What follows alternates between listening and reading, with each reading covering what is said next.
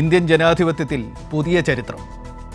ഒരു പ്രശ്നം മുന്നോട്ട് വെച്ച്, ഒരാവശ്യം ഉന്നയിച്ച് പ്രതിപക്ഷത്തെ 300-ലേറെ എംപിമാർക്ക്, പാർലമെന്റിലെ ജനപ്രതിനിധികൾക്ക് രാജ്യതലസ്ഥാനത്ത് തെരുവിലിറങ്ങേണ്ടി വന്നു.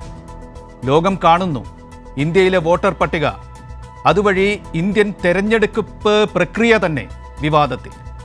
രാജ്യത്തെ രണ്ടാമത്തെ പ്രധാന സംസ്ഥാനമായ ബീഹാറിൽ SIRലൂടെ ലക്ഷക്കണക്കിന് പേരെ വോട്ടർ പട്ടികയിൽ നിന്ന് ഒഴിവാക്കുന്നു.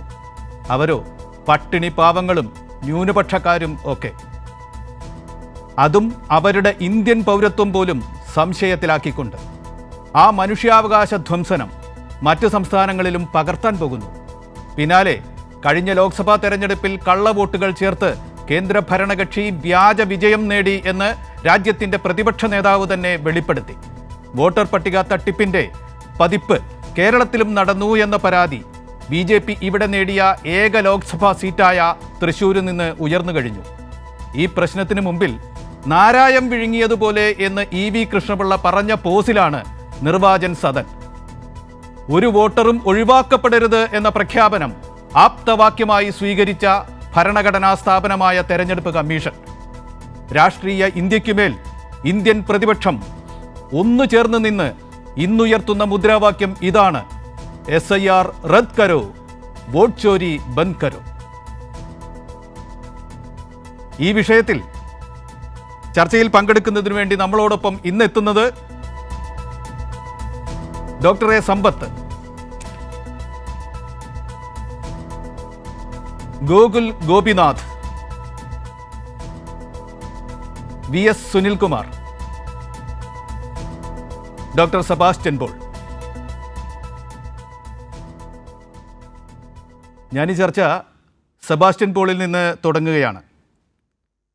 ഇന്ന് ദില്ലിയിൽ കണ്ടത് നമ്മളെല്ലാവരും അറിഞ്ഞൊരു കാര്യമാണ്.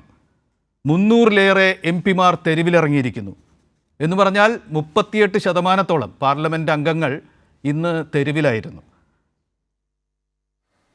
ലോകത്തിലെ തന്നെ ജനാധിപത്യ ചരിത്രത്തിൽ ജനപ്രതിനിധികൾ ഇങ്ങനെ ഒരു രാഷ്ട്ര തലസ്ഥാനത്തിറങ്ങി സമരം നടത്തുന്നത്, ഒരു പ്രശ്നം ഉന്നയിച്ച് അതിന് ഒരു പരിഹാരവും, ഒരു ഇഞ്ച് പോലും പരിഹാര നീക്കം മുന്നോട്ട് പോകാതെ ചെയ്യേണ്ടി വരുന്നത് അഭൂതപൂർവമായ ഒരു കാഴ്ചയായിരിക്കും.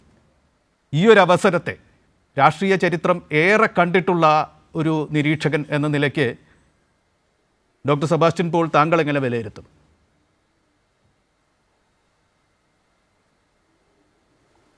അത് നമ്മളെപ്പോഴും അഭിമാനത്തോടെ പറയുന്ന ഒരു കാര്യം, ലോകത്തിലെ ഏറ്റവും വലിയ ജനാധിപത്യം അത് ഇന്ത്യയാണ്. ഇന്ത്യക്ക് നമ്മൾ നൽകിയിരിക്കുന്ന, അല്ലെങ്കിൽ ലോകം നൽകിയിരിക്കുന്ന വിശേഷണം അതാണ്. അത് കേവലം ജനസംഖ്യയുടെ മാത്രം അടിസ്ഥാനത്തിലുള്ള ഒരു അവകാശവാദമല്ല. പാർലമെൻ്ററി ജനാധിപത്യമാണ് നമ്മൾ സ്വീകരിച്ചിരിക്കുന്ന ഭരണ സമ്പ്രദായം. ആ പാർലമെൻ്ററി ജനാധിപത്യത്തിൽ എല്ലാവർക്കും ഒരു വോട്ട്, സാർവത്രികമായ വോട്ടവകാശം, അത് പ്രായപൂർത്തിയുടെ മാത്രം അടിസ്ഥാനത്തിൽ, മറ്റ് ഒരു പരിഗണനയും അക്കാര്യത്തിൽ ആവശ്യമില്ല. അങ്ങനെ വിജയകരമായി നമ്മൾ നമ്മുടെ ജനാധിപത്യവുമായി മുന്നോട്ട് പോകുമ്പോൾ അതിനെ നവീകരിക്കുന്നതിന്, ന്യൂനതകൾ ഒഴിവാക്കുന്നതിന് എന്തെല്ലാം ചെയ്യാൻ കഴിയുമോ അതെല്ലാം നമ്മൾ ചെയ്യുന്നുമുണ്ട്. പല പരീക്ഷണങ്ങൾ നമ്മൾ നടത്തിക്കഴിഞ്ഞു. നമുക്കൊരു ഇലക്ഷൻ കമ്മീഷനുണ്ട്. അത് ഭരണഘടനയാൽ സ്ഥാപിതമായ കമ്മീഷനാണ്. ആ കമ്മീഷനാണ് തിരഞ്ഞെടുപ്പിൻ്റെ ചുമതലയുള്ളത്.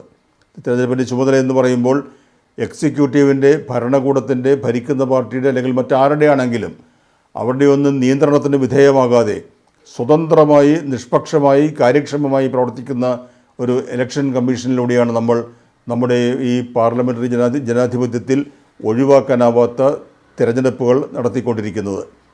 പലതരത്തിലുള്ള ആക്ഷേപങ്ങളൊക്കെ പലപ്പോഴും നമ്മൾ കേൾക്കാറുണ്ട്. പക്ഷേ ഇപ്പോൾ കേൾക്കുന്നത് അതൊന്നുമല്ല. ജനാധിപത്യത്തിൻ്റെ അടിത്തറ ഇളക്കുന്ന, അസ്ഥിവാരം തന്നെ ഇളക്കുന്ന ഒരു ഗുരുതരമായ ആരോപണം ഇപ്പോൾ ഉയർന്നു വന്നിരിക്കുകയാണ്. അത് രാജ്യത്തെ പ്രതിപക്ഷ നേതാവ് തന്നെയാണ് സുവ്യക്തമായ തെളിവുകളുടെയും കണക്കുകളുടെയും ഒക്കെ അടിസ്ഥാനത്തിൽ ആ ആരോപണം ഉന്നയിച്ചിരിക്കുന്നത്. അങ്ങനെ ഒരു ആരോപണം വരുമ്പോൾ അതിന് ആരാണ് മറുപടി പറയേണ്ടത്? മറുപടി ആദ്യം പറയേണ്ടത് കമ്മീഷൻ തന്നെയാണ്. പക്ഷേ കമ്മീഷൻ ഇപ്പോൾ ചൂണ്ടിക്കാണിക്കപ്പെട്ടതുപോലെ അങ്ങേയറ്റത്തെ കുറ്റകരമായ നിശബ്ദത പാലിക്കുകയാണ്. ഞങ്ങൾക്ക് ഇതൊന്നും അറിയില്ല എന്ന മട്ടിൽ. എന്നിട്ട് അഫിഡവിറ്റ് സമർപ്പിക്കാൻ കഴിയുമോ, സത്യവാങ്മൂലമുണ്ടോ, നിങ്ങൾക്ക് കോടതിയിൽ പോയിക്കൂടെ, തുടങ്ങിയ പലതും നമ്മൾ കേൾക്കുന്നുണ്ട്. പക്ഷേ ഇന്ത്യൻ ജനാധിപത്യത്തെ സവിശേഷമാക്കുന്ന കുറ്റമറ്റ തെരഞ്ഞെടുപ്പ്, ആ പ്രക്രിയയെ ഈ രീതിയിൽ പരിഹാസ്യമാക്കുന്ന, അതിൻ്റെ വിശ്വാസ്യത പൂർണ്ണമായും നഷ്ടപ്പെടുത്തുന്ന ഒരു ആരോപണം ഉയർന്നു വരുമ്പോൾ നമുക്കതിന് വ്യക്തത ആവശ്യമുണ്ട്. നമ്മളൊരു പാർട്ടിയുടെ പേരിലൊന്നുമല്ല ഇത് ആവശ്യപ്പെടുന്നത്. നമ്മൾ ജനങ്ങൾ, we the people of India, ഈ റിപ്പബ്ലിക് അത് നമ്മുടെ സ്വന്തമാണ്. ആ റിപ്പബ്ലിക്കിൻ്റെ ഉടമകളായ ജനങ്ങൾ ആവശ്യപ്പെടുകയാണ്. നമുക്കിതിലൊരു വ്യക്തത ആവശ്യമുണ്ട്. എന്താണ് സംഭവിച്ചത് എന്ന് നമുക്കറിയണം. ലക്ഷക്കണക്കിന് വോട്ടർമാരെ ഒഴിവാക്കുകയും അനധികൃതമായി ലക്ഷക്കണക്കിന് ആളുകളെ വോട്ടർ പട്ടികയിൽ ഉൾപ്പെടുത്തുകയും ഒക്കെ ചെയ്തുകൊണ്ട് ഇന്ത്യൻ തിരഞ്ഞെടുപ്പിൻ്റെ വിശ്വാസ്യത പൂർണ്ണമായും നശിപ്പിച്ചിരിക്കുന്ന ഒരു അവസ്ഥയിൽ ഇനി നമുക്ക് വേണ്ടതൊരു പുനർനിർമ്മാണമാണ്. അത് ഏത് രീതിയിൽ നടക്കും, ഏത് രീതിയിൽ സാധ്യമാകും, അതിന് നിർദ്ദേശങ്ങൾ വയ്ക്കേണ്ടത് ഇലക്ഷൻ കമ്മീഷൻ തന്നെയാണ്. ഇലക്ഷൻ കമ്മീഷൻ എന്നുള്ളത് ഭരിക്കുന്ന പാർട്ടിയുടെ, പ്രധാനമന്ത്രിയുടെ അല്ലെങ്കിൽ ആഭ്യന്തരമന്ത്രിയുടെ ഒരു ഉപകരണം മാത്രമായി മാറിയിരിക്കുന്നു. അങ്ങനെ ഒരു അവസ്ഥ ഇതിനു മുമ്പ് ഉണ്ടായിട്ടേയില്ല. തിരഞ്ഞെടുപ്പിലൊക്കെ പല ക്രമക്കേടുകളൊക്കെ നമ്മൾ ചൂണ്ടിക്കാണിക്കാറുണ്ട്. പല തിരഞ്ഞെടുപ്പ് കേസുകളും ഉണ്ടാവാറുണ്ട്, പ്രസിദ്ധമായ കേസുകൾ ഉണ്ടായിട്ടുണ്ട്. പക്ഷെ അതിൽ നിന്നെല്ലാം വ്യത്യസ്തമായി ഇവിടെ ഈ തെരഞ്ഞെടുപ്പിനെ ഇത് ജനവിധിയായി, ജനഹിതമായി കണക്കാക്കാൻ കഴിയാത്ത രീതിയിൽ അപഹാസ്യമായ അവസ്ഥയിൽ എത്തിച്ചിരിക്കുന്നു. അത് അങ്ങേയറ്റം ഗുരുതരമായ, കുറ്റകരമായ ഒരു സാഹചര്യം ഉണ്ടായിരിക്കുന്നു. ഇതിന് പരിഹാരം എന്ത് എന്ന ചോദ്യത്തിന് എല്ലാവരും ചേർന്ന് ഉത്തരം കണ്ടെത്തേണ്ടിയിരിക്കുന്ന സന്ദർഭമാണിത്. സെബാസ്റ്റ്യൻ മടങ്ങി വരാം. ഡോക്ടറെ സമ്പത്ത്, ഞാൻ താങ്കളിലേക്ക് വരുന്നു. നമ്മുടെ 300 MP-മാർ ഇന്ന് തെരുവിലിറങ്ങേണ്ട ഒരു കാര്യം ഉണ്ടായി. ബീഹാറിലെ ഈ പ്രശ്നം നേരത്തെ തന്നെ രാഷ്ട്രത്തിൻ്റെ ശ്രദ്ധയിൽ വന്നിട്ടുള്ളതാണ്. പ്രതിപക്ഷം അത് ഉന്നയിക്കുകയും ചെയ്തിരുന്നു. അതിലൊരു ചർച്ചയ്ക്ക് പോലും പാർലമെൻറ്റിൽ ഇടമില്ല. ഒപ്പം തന്നെ കഴിഞ്ഞ ദിവസം പ്രതിപക്ഷ നേതാവ് പ്രഖ്യാപിച്ച കാര്യങ്ങളിലും വേണ്ട തരത്തിലുള്ളൊരു പ്രതികരണം വന്നില്ല. അതുകൊണ്ടാണ് ഇങ്ങനെ പതിവില്ലാത്ത തരത്തിൽ, ജനാധിപത്യത്തിൽ പതിവില്ലാത്ത തരത്തിൽ ജനപ്രതിനിധികൾ തന്നെ തെരുവിലിറങ്ങി ഇത്തരത്തിലുള്ളൊരു സമരരൂപം കാഴ്ചവെക്കേണ്ടി വന്നത്. ഒരു ലോക്സഭാ അംഗം എന്ന് പറയുമ്പോൾ 1,78,00,000 പേരുടെ പ്രതിനിധിയായിട്ട് ആലങ്കാരികാർത്ഥത്തിൽ നമുക്ക് വിശേഷിപ്പിക്കാം. ഒപ്പം തന്നെ 4,34,00,000-ലേറെ മനുഷ്യരുടെ പ്രതിനിധിയാണ് ഓരോ സംസ്ഥാനത്തിൻ്റെയും അല്ലെങ്കിൽ ഓരോ സംസ്കാരത്തിൻ്റെയും പ്രതിനിധിയായിട്ടാണ് ഒരു രാജ്യസഭാ അംഗത്തെ കാണേണ്ടത്. അങ്ങനെയുള്ള 300 പേർ തെരുവിലിറങ്ങി പ്രകടനം നടത്തേണ്ടി വന്നു.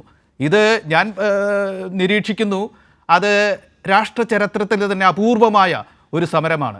ഈ ഘട്ടത്തിലേക്ക് കാര്യങ്ങൾ എത്തിച്ചത് എന്തുകൊണ്ട്? എന്താണ് താങ്കളുടെ രാഷ്ട്രീയ കക്ഷിയുടെ CPIM-ൻ്റെ നിരീക്ഷണങ്ങൾ? നിങ്ങളും ഇതിലെ പങ്കാളികളായിരുന്നു ഇന്ന്.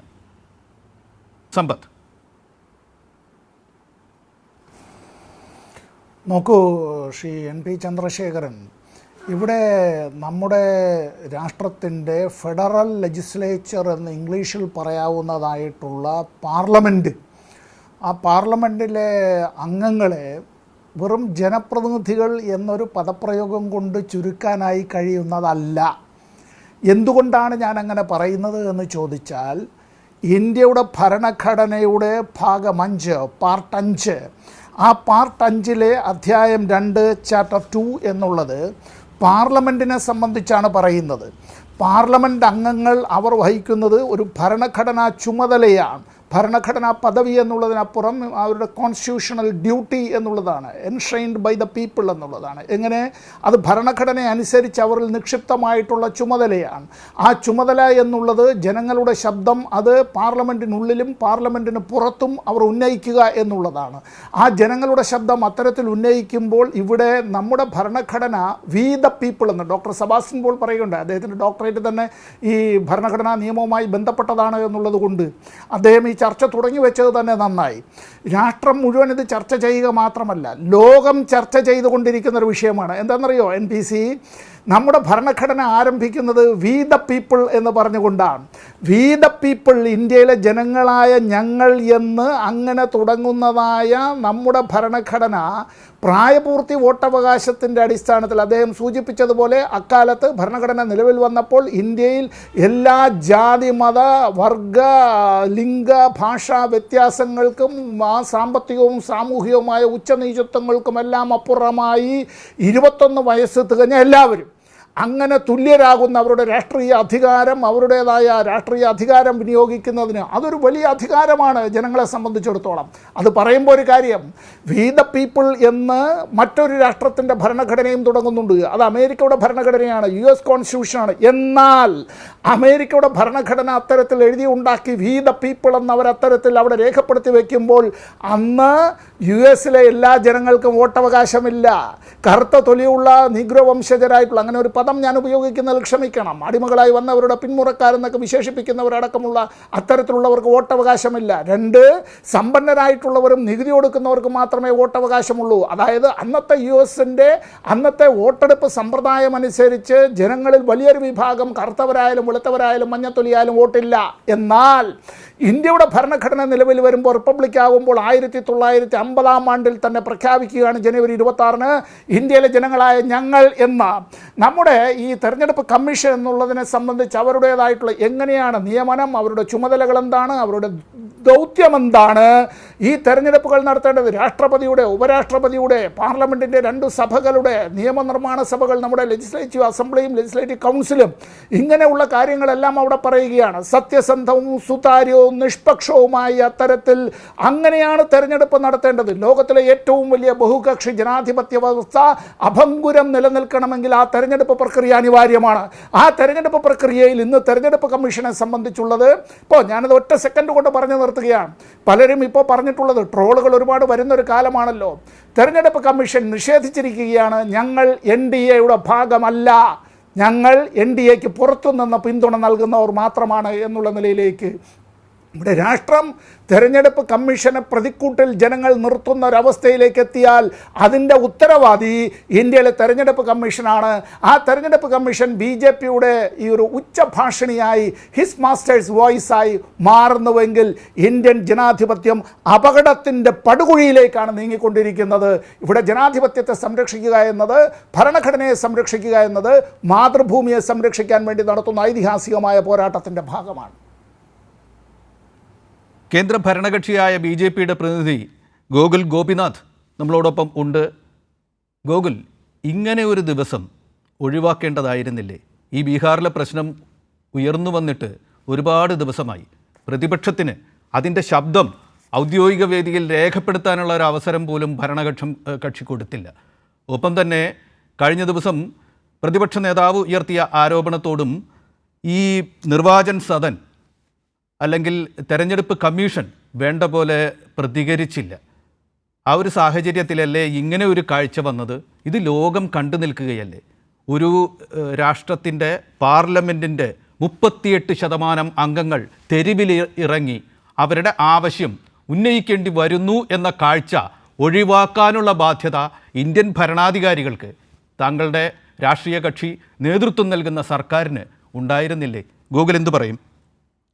ഇവിടെ ഭാരതീയ ജനതാ പാർട്ടിക്കോ ദേശീയ ജനാധിപത്യ സഖ്യത്തിനോ പ്രതിപക്ഷത്തെ പാർലമെൻറ്റ് അംഗങ്ങൾ പ്രതിഷേധിക്കുന്നതിലോ അവർ ഏതെങ്കിലും ജനാധിപത്യപരമായിട്ടുള്ള ആശങ്കകൾ മുന്നോട്ട് വയ്ക്കുന്നതിലോ ഒന്നും വ്യത്യസ്തമായ അഭിപ്രായമില്ല. നമ്മുടെ ഭരണഘടനയും നമ്മുടെ സാമൂഹിക വ്യവസ്ഥയും നമുക്ക് അനുശാസിക്കുന്ന ഏത് തരത്തിലുമുള്ള പ്രതിഷേധ മാർഗങ്ങൾ ഏത് വിഷയത്തിലും സ്വീകരിക്കാൻ കഴിയുന്ന ഒരു രാജ്യമാണ്. അതിനെല്ലാവർക്കുമുള്ള അവകാശങ്ങളുമുണ്ട്. പക്ഷേ അവർ മുന്നോട്ട് വയ്ക്കുന്ന സമരത്തിൻ്റെ ആവശ്യങ്ങൾ എന്താണ് എന്നുള്ളതാണ്, അതിനോട് ഏത് തരത്തിലുള്ള നയസമീപനമാണ് ഒരു ഭരണകക്ഷി, പ്രത്യേകിച്ച് രാജ്യം ഭരിക്കുന്ന ഒരു കേന്ദ്ര സർക്കാർ സ്വീകരിക്കുന്നത് എന്നുമായി ബന്ധപ്പെട്ട് നമുക്ക് പറയാൻ വേണ്ടി കഴിയുന്നത്. ഇവിടെ ബാലിശമായിട്ടുള്ള, പ്രത്യേകിച്ച് രാഹുൽ ഗാന്ധി കഴിഞ്ഞ കുറച്ച് ദിവസങ്ങൾക്ക് മുമ്പ് ബാംഗ്ലൂരിൽ ഉയർത്തിക്കൊണ്ടുവന്ന ഒരു പവർ പോയിൻറ്റ് പ്രസൻറ്റേഷൻ്റെ ഒരു കുത്തക, CPM-കാരുടെ ഭാഷയിൽ പറഞ്ഞാൽ കുത്തക കമ്പനികൾ അവരുടെ പുതിയ ഉൽപ്പന്നങ്ങൾ വിറ്റഴിക്കാൻ വേണ്ടി ആദ്യം സ്വീകരിക്കുന്ന ഒരു മാർക്കറ്റിംഗ് സ്ട്രാറ്റജി പോലെ ഒരു പവർ പോയിൻ്റ് പ്രസൻറ്റേഷൻ മുന്നോട്ട് വെച്ച് എന്തൊക്കെയോ കാര്യങ്ങൾ അപക്വമായി അല്ലെങ്കിൽ ബോധരാഹിത്യത്തോടു കൂടി സൂചിപ്പിക്കുന്ന ഒരു കാഴ്ച നമ്മൾ കണ്ടു. അദ്ദേഹം പറഞ്ഞ കാര്യങ്ങൾ, ഈ കർണാടകയിലും മഹാരാഷ്ട്രയിലും അടക്കമുള്ള തിരഞ്ഞെടുപ്പുകളിൽ, കഴിഞ്ഞ തിരഞ്ഞെടുപ്പുകൾക്കകത്ത് വ്യാപകമായിട്ടുള്ള ക്രമക്കേടുകൾ നടന്നിട്ടുണ്ട്.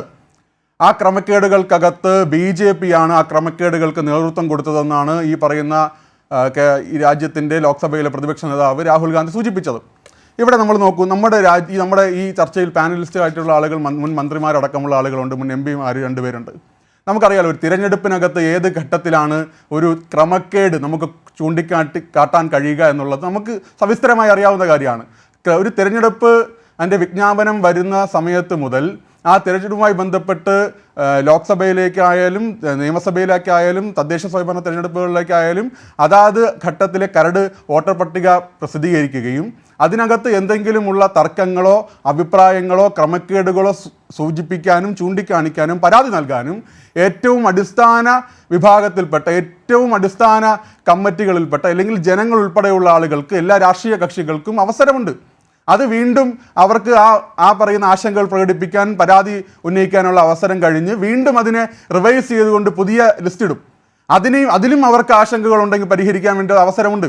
അങ്ങനെ ജനാധിപത്യപരമായി ഇലക്ഷൻ കമ്മീഷൻ എല്ലാ കാലത്തും പിന്തുടരുന്ന പ്രക്രിയയുടെ ഭാഗമാകാതെ തിരഞ്ഞെടുപ്പിൽ അമ്പേ പരാജയപ്പെട്ട് ജനങ്ങൾ അവരെ തോൽപ്പിച്ച് ജനവിധി അവർക്കെതിരായി 1 വർഷം പിന്നിടുമ്പോൾ ഇവിടെ ആ തോൽവിയെ മറയ്ക്കാൻ അല്ലെങ്കിൽ താൻ ഒരു പരാജയപ്പെട്ട ഒരു ഏകദേശ കണക്കെടുത്താൽ രാഹുൽ ഗാന്ധി ഇന്ത്യൻ നാഷണൽ കോൺഗ്രസിൻ്റെ പ്രസിഡന്റും അതിനുശേഷം ലോക്സഭയിലെ കക്ഷി നേതാവൊക്കെ ആയതിനു ശേഷം ഈ രാജ്യത്ത് നടന്ന വിവിധ തെരഞ്ഞെടുപ്പുകൾ കൂട്ടിയെടുത്താൽ ഏകദേശം 90 തെരഞ്ഞെടുപ്പുകളിൽ കോൺഗ്രസ് പാർട്ടിയെയും ഇന്ത്യ മുന്നണിയെയും അമ്പേ പരാജയപ്പെടുത്തിയ ഒരു പ്രതിപക്ഷ നേതാവിൻ്റെ മുഖം രക്ഷിക്കാൻ എന്തെങ്കിലും ഒരു കോപ്രായം കാണിച്ചു കൂട്ടാനുള്ള ഒരു ഇടപെടലാണ് കഴിഞ്ഞ ദിവസങ്ങളായി നടന്നുകൊണ്ടിരിക്കുന്നത്. ആ കോപ്രായങ്ങൾക്ക് മറ്റ് പാർട്ടികളും വശംവദരാകുന്നു. പ്രത്യേകിച്ച് നിങ്ങൾ മനസ്സിലാക്കൂ, ഈ കേരളത്തിനകത്ത് CPM-ഉം കോൺഗ്രസും 2 മുന്നണിയായി നിൽക്കുന്നവരാണ്, LDF-ഉം UDF-ഉം. ഈ ആരോപണം എന്താ? രാഹുൽ ഗാന്ധി ഉന്നയിച്ച ഈ ഇരട്ട വോട്ടും ഈ പറയുന്ന തിരഞ്ഞെടുപ്പിലെ അട്ടിമറികളും അല്ലെങ്കിൽ ക്രമക്കേടുമുള്ള ആരോപണം എല്ലാ തിരഞ്ഞെടുപ്പിലും, അത് പഞ്ചായത്ത് തിരഞ്ഞെടുപ്പാകട്ടെ, അത് പാർലമെന്റ് തിരഞ്ഞെടുപ്പാകട്ടെ, അത് നിയമസഭാ തിരഞ്ഞെടുപ്പാകട്ടെ, ഏത് തിരഞ്ഞെടുപ്പിലായാലും കേരളത്തിലെ CPM-നെ കുറിച്ച് കേരളത്തിലെ കോൺഗ്രസ് നേതാക്കന്മാർ, കോൺഗ്രസിന്റെ KPCC പ്രസിഡന്റ്, കോൺഗ്രസിന്റെ മുഖ്യമന്ത്രി ഉണ്ടെങ്കിൽ മുഖ്യമന്ത്രി അല്ലെങ്കിൽ പ്രതിപക്ഷ നേതാവ്, കോൺഗ്രസിന്റെ ബൂത്ത് പ്രസിഡന്റ് തൊട്ട് സംസ്ഥാന പ്രസിഡന്റ് വരെ CPM-നെതിരെ ഉന്നയിക്കുന്ന അതേ ആരോപണമല്ലേ ഇവിടെ രാഹുൽ ഗാന്ധി ഉന്നയിച്ചത്? അതിലെന്താ CPM-ന്റെ നിലപാട്? എത്ര ആരോപണങ്ങളുണ്ട്? CPM-ന്റെ എത്ര പ്രവർത്തകർക്ക് കേരളത്തിൽ ഈ പറയുന്ന കള്ളവോട്ടുമായി ബന്ധപ്പെട്ടും ബൂത്ത് കയ്യേറിയതുമായി ബന്ധപ്പെട്ടുള്ള കേസുകളുണ്ട്? അപ്പോൾ അതിനകത്തെല്ലാം ഇവർ സ്വീകരിക്കുന്ന അതേ നിലപാട് തന്നെയാണ്. അതെല്ലാം ശരിയാണെങ്കിൽ ഇതും ശരിയാണ്, അത് തെറ്റാണെങ്കിൽ ഇതും തെറ്റാണ്. വരാൻ ഗോകുൽ,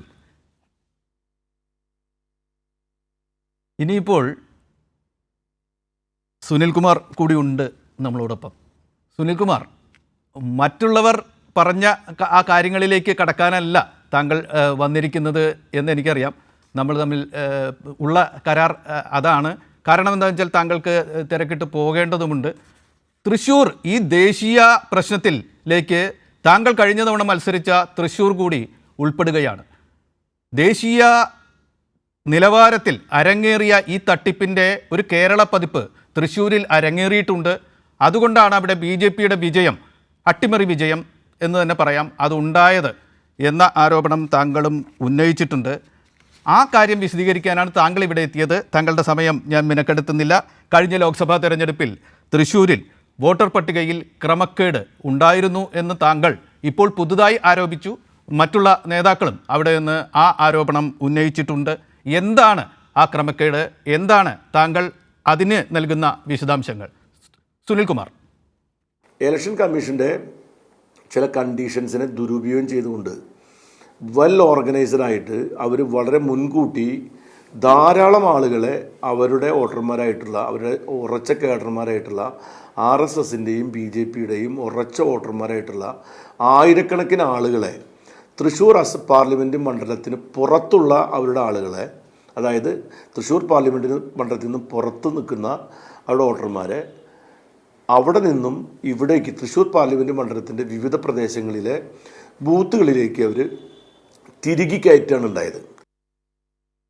താങ്കൾ കഴിഞ്ഞ ദിവസമൊക്കെ പറഞ്ഞ, പത്രക്കാർക്ക് മുമ്പിൽ പറഞ്ഞ ഒരു പ്രധാനപ്പെട്ട ആരോപണം, അന്നത്തെ വരണാധികാരി, അന്നത്തെ ജില്ലാ കളക്ടർ, പിന്നീട് BJP ഭരിക്കുന്ന സംസ്ഥാനത്തെ ഉപമുഖ്യമന്ത്രിയുടെ ടീമിലേക്ക് പോയത് സംശയാസ്പദമാണ്.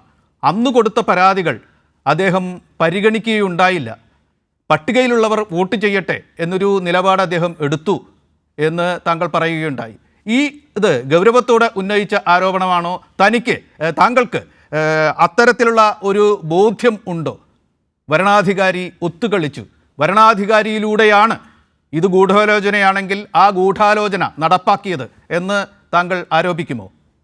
സുനിൽകുമാർ, ഒരു മണ്ഡലത്തിൻ്റെ അതിർത്തിക്ക് പുറത്തു നിന്നുള്ള ആളുകളെ ഒന്നോ രണ്ടോ പേര് വന്നു എന്നുണ്ടെങ്കിൽ നമുക്ക് മനസ്സിലാക്കാൻ കഴിയും. വളരെ ഇപ്പോൾ സുരേഷ് ഗോപി ഇവിടെ വന്ന് താമസിക്കുന്നു, വോട്ട് ചേർത്തു എന്ന് പറഞ്ഞാൽ ഒരു ഭരണാധികാരിക്ക് തടയാൻ പറ്റുന്ന കാര്യമല്ല. കാരണം അദ്ദേഹത്തിൻ്റെ ഭാര്യയോ മക്കളോ അനിയന്മാരൊക്കെ ഇവിടെ വന്ന് ഇവിടെ താമസിച്ചു, കുറേ കാലങ്ങളായി താമസിക്കുന്നു എന്ന് പറഞ്ഞാൽ നമുക്ക് ചിലപ്പോൾ അത് അംഗീകരിക്കേണ്ടി വരും. പക്ഷേ ഇത് ഓർഗനൈസ്ഡായിട്ട് നടക്കുന്നു എന്നൊരു കാര്യം രേഖാമൂലം അറിയിച്ചു കഴിഞ്ഞാൽ അതിന് സാധാരണ BLOമാരുടെ റിപ്പോർട്ട് മാത്രം ചോദിച്ചാൽ പോരാ. ഇലക്ഷൻ നിയമത്തിൽ പറയുന്ന ആ നിയമത്തിൻ്റെ ഇൻറ്റൻഷൻ പാലിക്കപ്പെട്ടിട്ടുണ്ടോ എന്ന് പരിശോധിക്കാൻ പൂർണ്ണ അധികാരമുള്ള ഒരു ഭരണാധികാരി അത് ആ രീതിയിൽ ചെയ്തിട്ടില്ലെങ്കിൽ അത് സംശയാസ്പദമാണെന്ന് പറയേണ്ടി വരുമല്ലോ. പിന്നെ അദ്ദേഹം പിന്നീട് നമുക്ക് കണ്ടൊരു കാര്യം എന്ന് വെച്ചാൽ അദ്ദേഹം ഇവിടുന്ന് ഈ ഒരു ഇലക്ഷൻ കഴിഞ്ഞ ഉടനെ തന്നെ അദ്ദേഹം നേരെ തെലുങ്ക് ദേശം പാർട്ടിയുടെ ഭരണം കിട്ടിയ സ്ഥലത്ത് അടുത്ത ഉപമുഖ്യമന്ത്രിയുടെ സെക്രട്ടറി ആയിട്ടോ മറ്റോ അദ്ദേഹം ഇവിടുന്ന് ഡെപ്യൂട്ടേഷനിൽ വളരെ നാടകീയമായി പോകുന്നത് കണ്ടപ്പോൾ നമുക്ക് തോന്നാലോ എന്തപ്പോൾ അങ്ങനെ ഉണ്ടായി തോന്നല്ലോ. കാരണം ഇന്നത്തെ കാലത്തൊന്നും വിശ്വസിക്കാൻ പറ്റാത്തൊരു കാലമാണ്. കാരണം ആരൊക്കെയാണ് എപ്പോഴൊക്കെയാണ് എങ്ങനെയൊക്കെയാണ് ചെയ്തിട്ടുള്ളതെന്നൊന്നും നമുക്ക് പറയാൻ പറ്റില്ല. അപ്പോൾ അതുകൊണ്ട് അങ്ങനെ പറഞ്ഞതാണ്. ഇനിയിപ്പോൾ അത് എന്തെങ്കിലും അദ്ദേഹത്തെ വ്യക്തിപരമായിട്ട് ആക്ഷേപിക്കാൻ വേണ്ടി പറഞ്ഞ കാര്യങ്ങളല്ല, അത് രാഷ്ട്രീയമായൊരു നിലപാടായിട്ട് കണക്കാക്കിയാൽ മതി. താങ്കൾ പറഞ്ഞ സമയം ആവുകയാണ്, അതുകൊണ്ട് ഞാൻ പെട്ടെന്ന് ചോദിച്ച് അവസാനിപ്പിക്കുകയാണ്. ഇപ്പോൾ ഇതടക്കം ഉള്ള ആരോപണങ്ങൾ താങ്കൾ ഉന്നയിച്ചിട്ടുണ്ട്. അവിടെ വിവിധ രാഷ്ട്രീയ കക്ഷികളുടെ നേതാക്കളും DCC പ്രസിഡൻ്റൊക്കെ അടക്കം ഉള്ളവർ ഉന്നയിച്ചിട്ടുണ്ട്. ഇപ്പോൾ നിങ്ങളൊക്കെ പറഞ്ഞു വരുന്നത് ദേശീയ തലത്തിൽ അരങ്ങേറിയ BJPയുടെ ഒരു ഗൂഢാലോചന, അതിൻ്റെ ഒരു കേരള പതിപ്പുണ്ടായിരുന്നു, അത് വിജയകരമായി എന്ന് തന്നെ പറയാവുന്ന തരത്തിൽ നിർവഹിച്ച ഒരു സ്ഥലം തൃശ്ശൂരാണ് എന്നൊരാരോപണമാണോ ഇപ്പോൾ ഇതിൻ്റെ അന്തിമ ഫലമായിട്ട് നിങ്ങൾ ഉന്നയിക്കുന്നത്? സുനിൽകുമാർ, തീർച്ചയായിട്ടും അന്ന് രാഹുൽ ഗാന്ധി പറഞ്ഞ 4-5 കാര്യങ്ങളിൽ ഒരു പ്രധാനപ്പെട്ട കാര്യമാണ് Form 6ൻ്റെ ദുരുപയോഗം. ഇവിടെ Form 6 പ്രകാരം BJP ചേർത്തിരിക്കുന്ന ആളുകളിൽ നിരവധി ആളുകൾ 18 വയസ്സ് കഴിഞ്ഞവരും 20, 22, 40, 45, 50, 55, 60, 67 വയസ്സായ ആളുകളും മറ്റു പല മണ്ഡലങ്ങളിൽ ആക്റ്റീവായിട്ട് അവിടെ പ്രവർത്തിച്ചിരുന്ന ആൾക്കാരും ഒക്കെ ആൾക്കാരാണ് ഇവിടെ വന്നിരിക്കുന്നത്. അപ്പോൾ ഇവിടേക്ക് എന്തിനാണ് അവർ കൊണ്ടുവന്നിരിക്കുന്നത്? അവിടെ BJPക്ക് സ്ഥാനാർത്ഥി ഇല്ലാത്തതുകൊണ്ടാണോ? BJPക്ക് അവിടെ സ്ഥാനാർത്ഥി ഉണ്ടല്ലോ, BJPക്ക് അവിടെ പ്രവർത്തനം ഉണ്ടല്ലോ. അവിടെ നിന്നും നടത്താതെ ഇവിടേക്ക് കൊണ്ടുവന്ന എന്തിനു വേണ്ടിയിട്ടാണ്? Form 6ൻ്റെ ദുരുപയോഗം ഒരു മാനിപ്പുലേഷന് വേണ്ടി അവർ ഉപയോഗപ്പെടുത്തിയെന്ന രാഹുൽ ഗാന്ധിയുടെ ആ കണ്ടെത്തൽ യഥാവിധി നടന്നൊരു സ്ഥലമാണ് തൃശ്ശൂർ മണ്ഡലം. ആ കാര്യമാണ് ചൂണ്ടിക്കാണിച്ചത്. ഇവിടെ ഒരു ചോദ്യം, 75,000 വോട്ടിന് ജയിച്ച ഒരു സ്ഥാനാർത്ഥി ഇവിടെ 5,000-ഓ 10,000-ഓ അല്ലെങ്കിൽ 15,000 അല്ലെങ്കിൽ 30,000 വോട്ട് ഇതുപോലെ കൊണ്ടുവന്ന് ചേർത്തിയെന്നുകൊണ്ട് മാത്രം അയാളുടെ വിജയത്തെ നിങ്ങൾക്ക് തരം താഴ്ത്തി കാണിക്കാൻ കഴിയുമെന്നുള്ളതാണ്. അതിൻ്റെ അർത്ഥം എന്താണ്? നിങ്ങൾ എത്ര വോട്ടിന് ജയിച്ചു എന്നതിനേക്കാൾ ഉപരി നിങ്ങൾ ജയിക്കാൻ വേണ്ടി നേടിയെടുത്ത വോട്ടുകളിൽ പകുതി വോട്ടുകളോ അല്ലെങ്കിൽ അതിൻ്റെ 4-1 വോട്ടുകളെങ്കിലും ഇതുപോലെ മാനിപ്പുലേറ്റ് ചെയ്ത് കൊണ്ടുവന്നതാണെങ്കിൽ ആ വിജയത്തെ മാനിപ്പുലേറ്റഡ് വിക്ടറി എന്നല്ലാതെ പിന്നെ എന്തെന്നാണ് അതിനെ പറയുക? വളരെ നന്ദി സുനിൽകുമാർ. താങ്കളുടെ ഒരു തിരക്കിൻ്റെ ഇടയിൽ, ഇന്ന് തിരക്കായിരുന്നു എന്ന് പറഞ്ഞിരുന്നു, ആ തിരക്കിൻ്റെ ഇടയിലും ജോയിൻ ചെയ്ത് താങ്കളുടെ മണ്ഡലത്തിലെ കാര്യം, തൃശ്ശൂർ ജില്ലയുടെ തന്നെ കാര്യം ഇവിടെ പറഞ്ഞതിന് താങ്കൾക്ക് നമസ്കാരം പറയുന്നു, നന്ദി പറയുന്നു. ഞാൻ വീണ്ടും ഗോകുലിലേക്ക് വരികയാണ്. ഗോകുലെ, താങ്കൾ നേരത്തെ എടുത്തു പറഞ്ഞത് പ്രതിപക്ഷ നേതാവ് ഉന്നയിച്ച ആരോപണങ്ങൾ അപക്വമാണ് എന്നാണ് താങ്കൾ പറഞ്ഞത്. ഒപ്പം തന്നെ ബീഹാറിലെ പ്രശ്നമുണ്ട്, അതിലേക്ക് താങ്കൾ കടന്നില്ല. ഓക്കെ, ഇത് അപക്വമാണോ അല്ലയോ എന്നല്ല, ഒരു ജനാധിപത്യത്തിൽ ഇത് അഡ്രസ്സ് ചെയ്യുന്നത് എങ്ങനെയാണ് എന്നാണ്. ഇതിനെ അന്വേഷിക്കണമെങ്കിൽ എഴുതി രേഖാമൂലം തെളിവ് തരണം എന്ന് പറഞ്ഞ തെരഞ്ഞെടുപ്പ് കമ്മീഷൻ ചില വോട്ടർമാരുടെ വീടുകളിൽ പോലും അന്വേഷണം നടത്തി മറുപടിയുമായി എത്തുന്നു. പ്രതിപക്ഷ നേതാവ് എഴുതി തരുന്നതിലൂടെ മാത്രമേ ഇത് ഇനി മുന്നോട്ട് പോകൂ എന്ന നിലപാടെടുത്ത കമ്മീഷൻ ഇന്ന് 30 MPമാരോട് സംസാരിക്കാം എന്ന് വാഗ്ദാനം നൽകുന്നു. അത്തരത്തിൽ പോയിക്കൊണ്ടിരിക്കുന്നു. ഇങ്ങനെയാണോ ഇതിനെ അഡ്രസ്സ് ചെയ്യേണ്ടത്? അതുപോലെ ബീഹാറിലെ പ്രശ്നത്തിലേക്ക് താങ്കൾ കടന്നില്ല. ബീഹാറിലുണ്ടായത് എന്താണ് അവിടെ ഏത് രേഖകളൊക്കെയാണ് എടുക്കില്ല എന്ന് പറയുന്നത്? അതൊക്കെ ഇന്ത്യയുടെ വേദനയായിട്ട് നിൽക്കുകയാണ്. ആ പ്രശ്നത്തിൽ ഇതുവരെ ഇത്തരത്തിലുള്ളൊരു സമരം ഉണ്ടായിട്ടില്ല. ആധാർ കാർഡ് അത് സുപ്രീം കോടതി വരെ ചോദിച്ചു. ആധാർ കാർഡ് നിങ്ങൾക്ക് സ്വീകരിച്ചുകൂടെ എന്നൊരു ചോദ്യം വരെ കേട്ടു. തെരഞ്ഞെടുപ്പ് തിരിച്ചറിയൽ കാർഡ്, ദേശീയ തൊഴിൽദാന പദ്ധതി കാർഡ്, റേഷൻ കാർഡ്, ഇതൊന്നും പാടില്ല. 87 മുമ്പിൽ ജനിച്ചവർ അവരുടെ ജന്മസ്ഥലവും തീയതിയും ഉൾപ്പെടെയുള്ള രേഖ കൊടുക്കണം. 87 2004 ഇടയ്ക്ക് ജനിച്ചവർ അച്ഛൻ്റെയും അമ്മയുടെയും ജനനത്തീയതിയും അതിനുള്ള രേഖയും കൊടുക്കണം. 2004 ശേഷം ജനിച്ചവരാണെങ്കിൽ അച്ഛൻ്റെയും അമ്മയുടെയും ജനന സർട്ടിഫിക്കറ്റ് തന്നെ കൊടുക്കണം. ഇതൊക്കെ ബീഹാർ പോലൊരു സ്ഥലത്ത് പ്രാക്ടിക്കലാണോ? അതുകൊണ്ടാണല്ലോ 64 ലക്ഷത്തോളം പേരെ അവിടെ നിന്ന് പുറത്തായി എന്നൊക്കെ പറയുന്നത്. ഇത്തരത്തിലുള്ളൊരവസ്ഥ സൃഷ്ടിക്കുന്നത് ന്യായമാണോ? തൃശ്ശൂർ ആരോപണവും അത് തെറ്റാണെങ്കിൽ അന്വേഷിച്ച് തെളിയിക്കുകയല്ലേ വേണ്ടത്? അല്ലാതെ അധികാരികൾ മൗനം കൊണ്ടും അനുയായികൾ വാചാലത കൊണ്ടും അതിനെ നേരിടുകയാണോ വേണ്ടത്? ഇതൊരു ജനാധിപത്യ നീതിയാണോ? നിങ്ങൾ ഭരിക്കുന്ന ഒരു രാജ്യം ഇങ്ങനെയാണോ മുന്നോട്ട് പോകേണ്ടത് എന്ന ചോദ്യമാണ് ഇപ്പോൾ താങ്കളുടെ രാഷ്ട്രീയ കക്ഷിക്ക് നേരെ ഉയരുന്നത്. ഗൂഗിൾ മറുപടി. ഇവിടെ ശ്രീ രാഹുൽ ഗാന്ധി ഉന്നയിച്ച വിഷയങ്ങളുമായി ബന്ധപ്പെട്ട് ഇവിടെ തിരഞ്ഞെടുപ്പ് കമ്മീഷൻ്റെ ഒരു വക്താവായിട്ടല്ല ഞാനിവിടെ ഇരിക്കുന്നത്. തിരഞ്ഞെടുപ്പ് കമ്മീഷനുമായി ബന്ധപ്പെട്ട് ഈ രാജ്യത്തെ ഏത് രാഷ്ട്രീയ കക്ഷിക്കും അവരുടെ ആശങ്കകളും പരാതികളും അതിൻ്റെ റിഡ്രസൽ എങ്ങനെയാണെന്ന് പറഞ്ഞാൽ അത് അവരുമായി ബന്ധപ്പെട്ട വിഷയമാണ്. പക്ഷേ നമ്മളിതിൻ്റെ നിയമവുമായി ബന്ധപ്പെട്ട് പരിശോധിക്കുമ്പോൾ റെപ്രസെൻറ്റേഷൻ ഓഫ് പീപ്പിൾ ആക്ട് 1950 നമ്മുടെ മുമ്പിലുണ്ട്. അതിൻ്റെ സെക്ഷൻ 24 ഔപചാരികമായി പരാതി എങ്ങനെയാണ് ഒരു തിരഞ്ഞെടുപ്പ് കമ്മീഷന് കൊടുക്കേണ്ടതെന്നുമായി ബന്ധപ്പെട്ടാണ്. ഇവിടെ നോക്കൂ, നമ്മൾ ഈ തിരുവനന്തപുരം നഗരത്തിൽ പാളയം മാർക്കറ്റിന് മുമ്പിൽ ഒരു രാഷ്ട്രീയ നേതാവ് ഇരുന്ന് കുറേ ആരോപണങ്ങൾ പറയുകയാണ്. മൈക്ക് കെട്ടിയിട്ടുണ്ട്, ലക്ഷക്കണക്കിന് അല്ലെങ്കിൽ 10,000-കണക്കിന് ആൾക്കാർ അദ്ദേഹത്തെ കേൾക്കുന്നുണ്ട്. അങ്ങനെ ഒരു ആരോപണം മൈക്ക് കെട്ടിവെച്ച് അല്ലെങ്കിൽ മാധ്യമങ്ങളിലൂടെ പ്രചരിപ്പിച്ച് ഒരു ആരോപണം ഉണ്ട് എന്ന് പറഞ്ഞുകൊണ്ട് തിരഞ്ഞെടുപ്പ് കമ്മീഷൻ സ്വമേധയാ കേസെടുക്കണമെന്നാണോ? പറയുന്ന ആരോപണം, ഉന്നയിച്ച ആരോപണങ്ങളിലെ തെളിവ് ഹാജരാക്കാൻ കൂടി ആരോപണം ഉന്നയിച്ച ആൾക്ക് ഉത്തരവാദിത്വമുണ്ട്. ആ ഉത്തരവാദിത്വം ശ്രീ രാഹുൽ ഗാന്ധി ഇവിടെ നിറവേറ്റിയിട്ടുണ്ടോ എന്നുള്ളതാണ് നമ്മൾ പരിശോധിക്കേണ്ടത്. ഇവിടെ ഒരു തിരഞ്ഞെടുപ്പ് നടക്കുന്ന ഘട്ടത്തിൽ ആ തിരഞ്ഞെടുപ്പുമായി ബന്ധപ്പെട്ടുള്ള കാര്യങ്ങൾ പരിശോധിക്കാനും പരിഹരിക്കാനുമാണ് തിരഞ്ഞെടുപ്പ് കമ്മീഷൻ. തിരഞ്ഞെടുപ്പിൻ്റെ വിജയപരാജയങ്ങൾക്കപ്പുറം ഹൈക്കോടതിയുമായി ബന്ധപ്പെട്ട് നമുക്ക് കേസ് പോകാമല്ലോ. ആ ഹൈക്കോടതിയുമായി ബന്ധപ്പെട്ട് കേസിനകത്ത് കൃത്യമായിട്ട് തെളിവുകൾ കയ്യിലുണ്ടെങ്കിൽ ആ തെളിവുകൾ ഹാജരാക്കാമല്ലോ. ആ തെളിവുകൾ ഹാജരാക്കിയിട്ടുണ്ടോ? ഹൈക്കോടതിയെ സമീപിച്ചിട്ടുണ്ടോ? ഹൈക്കോടതിയെ സമീപിച്ചപ്പോൾ ഹൈക്കോടതി ഇതേ രാഹുൽ ഗാന്ധിയെക്കുറിച്ച് എന്താണ് പറഞ്ഞതെന്ന് കൂടി നമുക്കറിയാം. വേസ്റ്റ് ഓഫ് ടൈം എന്നാണ് പറഞ്ഞത്. സമയം നഷ്ടപ്പെടുത്തരുത്, സമയം പാഴാക്കരുത് കോടതി എന്നാണ് പറഞ്ഞു വെച്ചത്. അതുപോലെ തന്നെ ഈ വിഷയങ്ങളുമായി ബന്ധപ്പെട്ട്, പ്രത്യേകിച്ച് കർണാടക മഹാരാഷ്ട്ര വിഷയങ്ങളുമായി ബന്ധപ്പെട്ട് ഈ ആരോപണങ്ങളിൽ എന്തെങ്കിലും കഴമ്പ് മുന്നോട്ട് വെക്കാൻ വേണ്ടി കഴിഞ്ഞിട്ടുണ്ടോ? വെറുതെ ആരോപണം പറയുക. ഇവിടെ ഇന്ന് തന്നെ നമ്മൾ കണ്ടു, ഈ പറയുന്ന രാഹുൽ ഗാന്ധിയുടെ പാർട്ടിയിലെ മന്ത്രി, സഹകരണ വകുപ്പ് മന്ത്രി ഈ പറയുന്ന KN രാജണ്ണ രാജിവെച്ചു. എന്താ കാരണം രാജിവെക്കാൻ? രാഹുൽ ഗാന്ധിയെ വിമർശിച്ചത് കൊണ്ടാണോ? കോൺഗ്രസ് പാർട്ടിയെ വിമർശിച്ചത് കൊണ്ടാണോ? കോൺഗ്രസ് പാർട്ടി എന്താ അന്ധമായിരുന്നോ, കിടന്നു ഉറങ്ങിയോ എന്നാണ് ഈ പറയുന്ന സഹകരണ മന്ത്രി, ഈ പറയുന്ന സിദ്ധരാമയ്യയുടെ അടുത്ത അനുയായിയായിട്ടുള്ള, മുഖ്യമന്ത്രിയുടെ അടുത്ത ശിഷ്യനായിട്ടുള്ള കർണാടകയിലെ കോൺഗ്രസിൻ്റെ നേതാവ് ചോദിച്ചത്.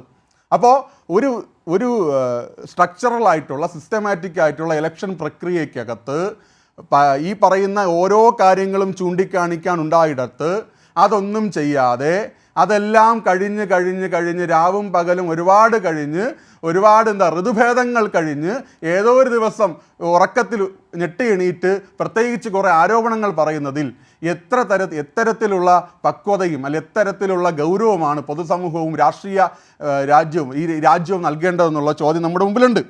അതുപോലെ തന്നെ ഈ പറയുന്ന സുരേഷ് ഗോപിയുമായി ബന്ധപ്പെട്ട് ബഹുമാനായിട്ടുള്ള തൃശ്ശൂർ MP സുരേഷ് ഗോപിയുമായി ബന്ധപ്പെട്ടുണ്ടായ ആരോപണങ്ങൾ, ഇവിടെ ആദ്യഘട്ടത്തിൽ CPIയുടെ നേതാവ് ശ്രീ സുനിൽകുമാർ പറഞ്ഞത് സുരേഷ് ഗോപി അവിടെ തൻ്റെ 15ഓളം വരുന്ന കുടുംബത്തിൻ്റെ വോട്ട് അവിടെ ചേർത്തത് തന്നെ ക്രമക്കേടാണെന്നാണ്. പക്ഷെ ഇപ്പോൾ നമ്മുടെ ചർച്ചയിൽ പറയുന്നു അത് വലിയ കുഴപ്പമൊന്നുമില്ല, പക്ഷെ വേറെ എന്തൊക്കെയോ കുഴപ്പങ്ങൾ അവിടെ നടന്നിട്ടുണ്ട്. നിങ്ങൾ നോക്കൂ, ആരാ ഈ റവന്യൂ വകുപ്പ് ഭരിക്കുന്നത്? കമ്മ്യൂണിസ്റ്റ് പാർട്ടി ഓഫ് ഇന്ത്യ അല്ലേ? ഈ പറയുന്ന സുനിൽകുമാറിൻ്റെ പാർട്ടിയല്ലേ? ആരാ ഈ പറയുന്ന റവന്യൂ വകുപ്പിൻ്റെ കീഴിൽ ഈ പറയുന്ന BLAമാരായി, റിട്ടേണിംഗ് ഓഫീസറായി, അവിടെ കളക്ടറേറ്റിലെ ഉദ്യോഗസ്ഥരായി ഈ പറയുന്ന തിരഞ്ഞെടുപ്പിന് നേതൃത്വം കൊടുക്കുന്നത്? ഇവരുടെ ജോയിൻറ്റ് കൗൺസിലായി നേതാക്കന്മാരല്ലേ?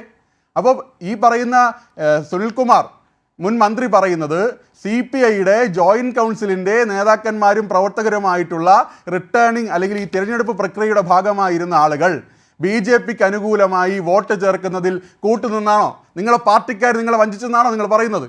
അപ്പോൾ ബാലിശമായിട്ടുള്ള തിരഞ്ഞെടുപ്പ് തോൽവിക്ക് ശേഷം എന്തൊക്കെയോ രാഷ്ട്രീയ പുകമറ സൃഷ്ടിക്കാനുള്ള ഇത്തരം ബാലിശമായ ചോദ്യങ്ങൾക്ക്, ചർച്ചകൾക്ക് നമ്മൾ വേദി ഒരുക്കരുത് എന്നുള്ളതാണ്. മറിച്ച് ഈ പറയുന്ന വിഷയങ്ങളിലെ ഈ പറയുന്ന വിഷയങ്ങളിലെ വിഷയത്തിന്റെ മെറിറ്റ്, ഈ പറയുന്ന വിഷയം അതാ പറയുന്ന ആളിൻ്റെ രീതിയിനെയും മാത്രമാണ് BJPക്ക് എതിർപ്പ്. പക്ഷെ അങ്ങനെ വിഷയമുണ്ടെങ്കിൽ ഏതെങ്കിലും ഒരു തിരഞ്ഞെടുപ്പിനകത്ത് ക്രമക്കേട് സംഭവിച്ചിട്ടുണ്ടെങ്കിൽ അത് പരിശോധിക്കുക തന്നെ വേണം. തിരഞ്ഞെടുപ്പ് കമ്മീഷൻ അതിനകത്ത് 100% ഇടപെടണമെന്ന് തന്നെയാണ് ഭാരതീയ ജനതാ പാർട്ടിയുടെ അഭിപ്രായം.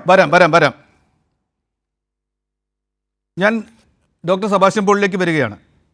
ഇപ്പോൾ BJPയുടെ പ്രതിനിധി ഉന്നയിച്ച കാര്യങ്ങൾ, ഒന്ന്,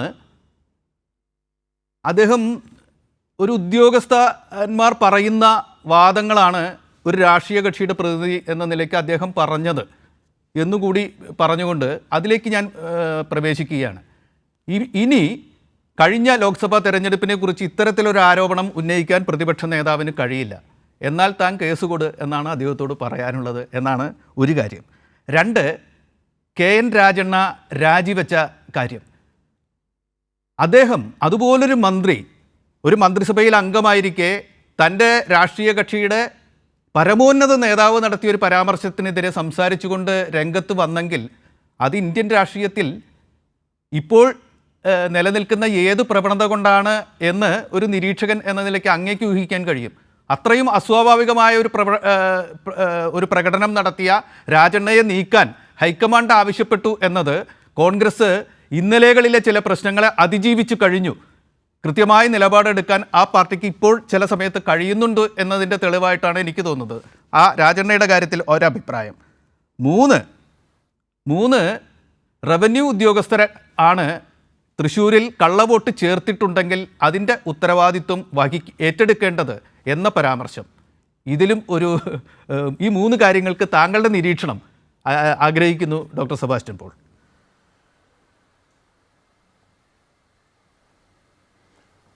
ശ്രീ ഗോകുൽ ഗോപിനാഥ് വളരെ ഭംഗിയോടെ ചില കാര്യങ്ങളോടെ അവതരിപ്പിച്ചു.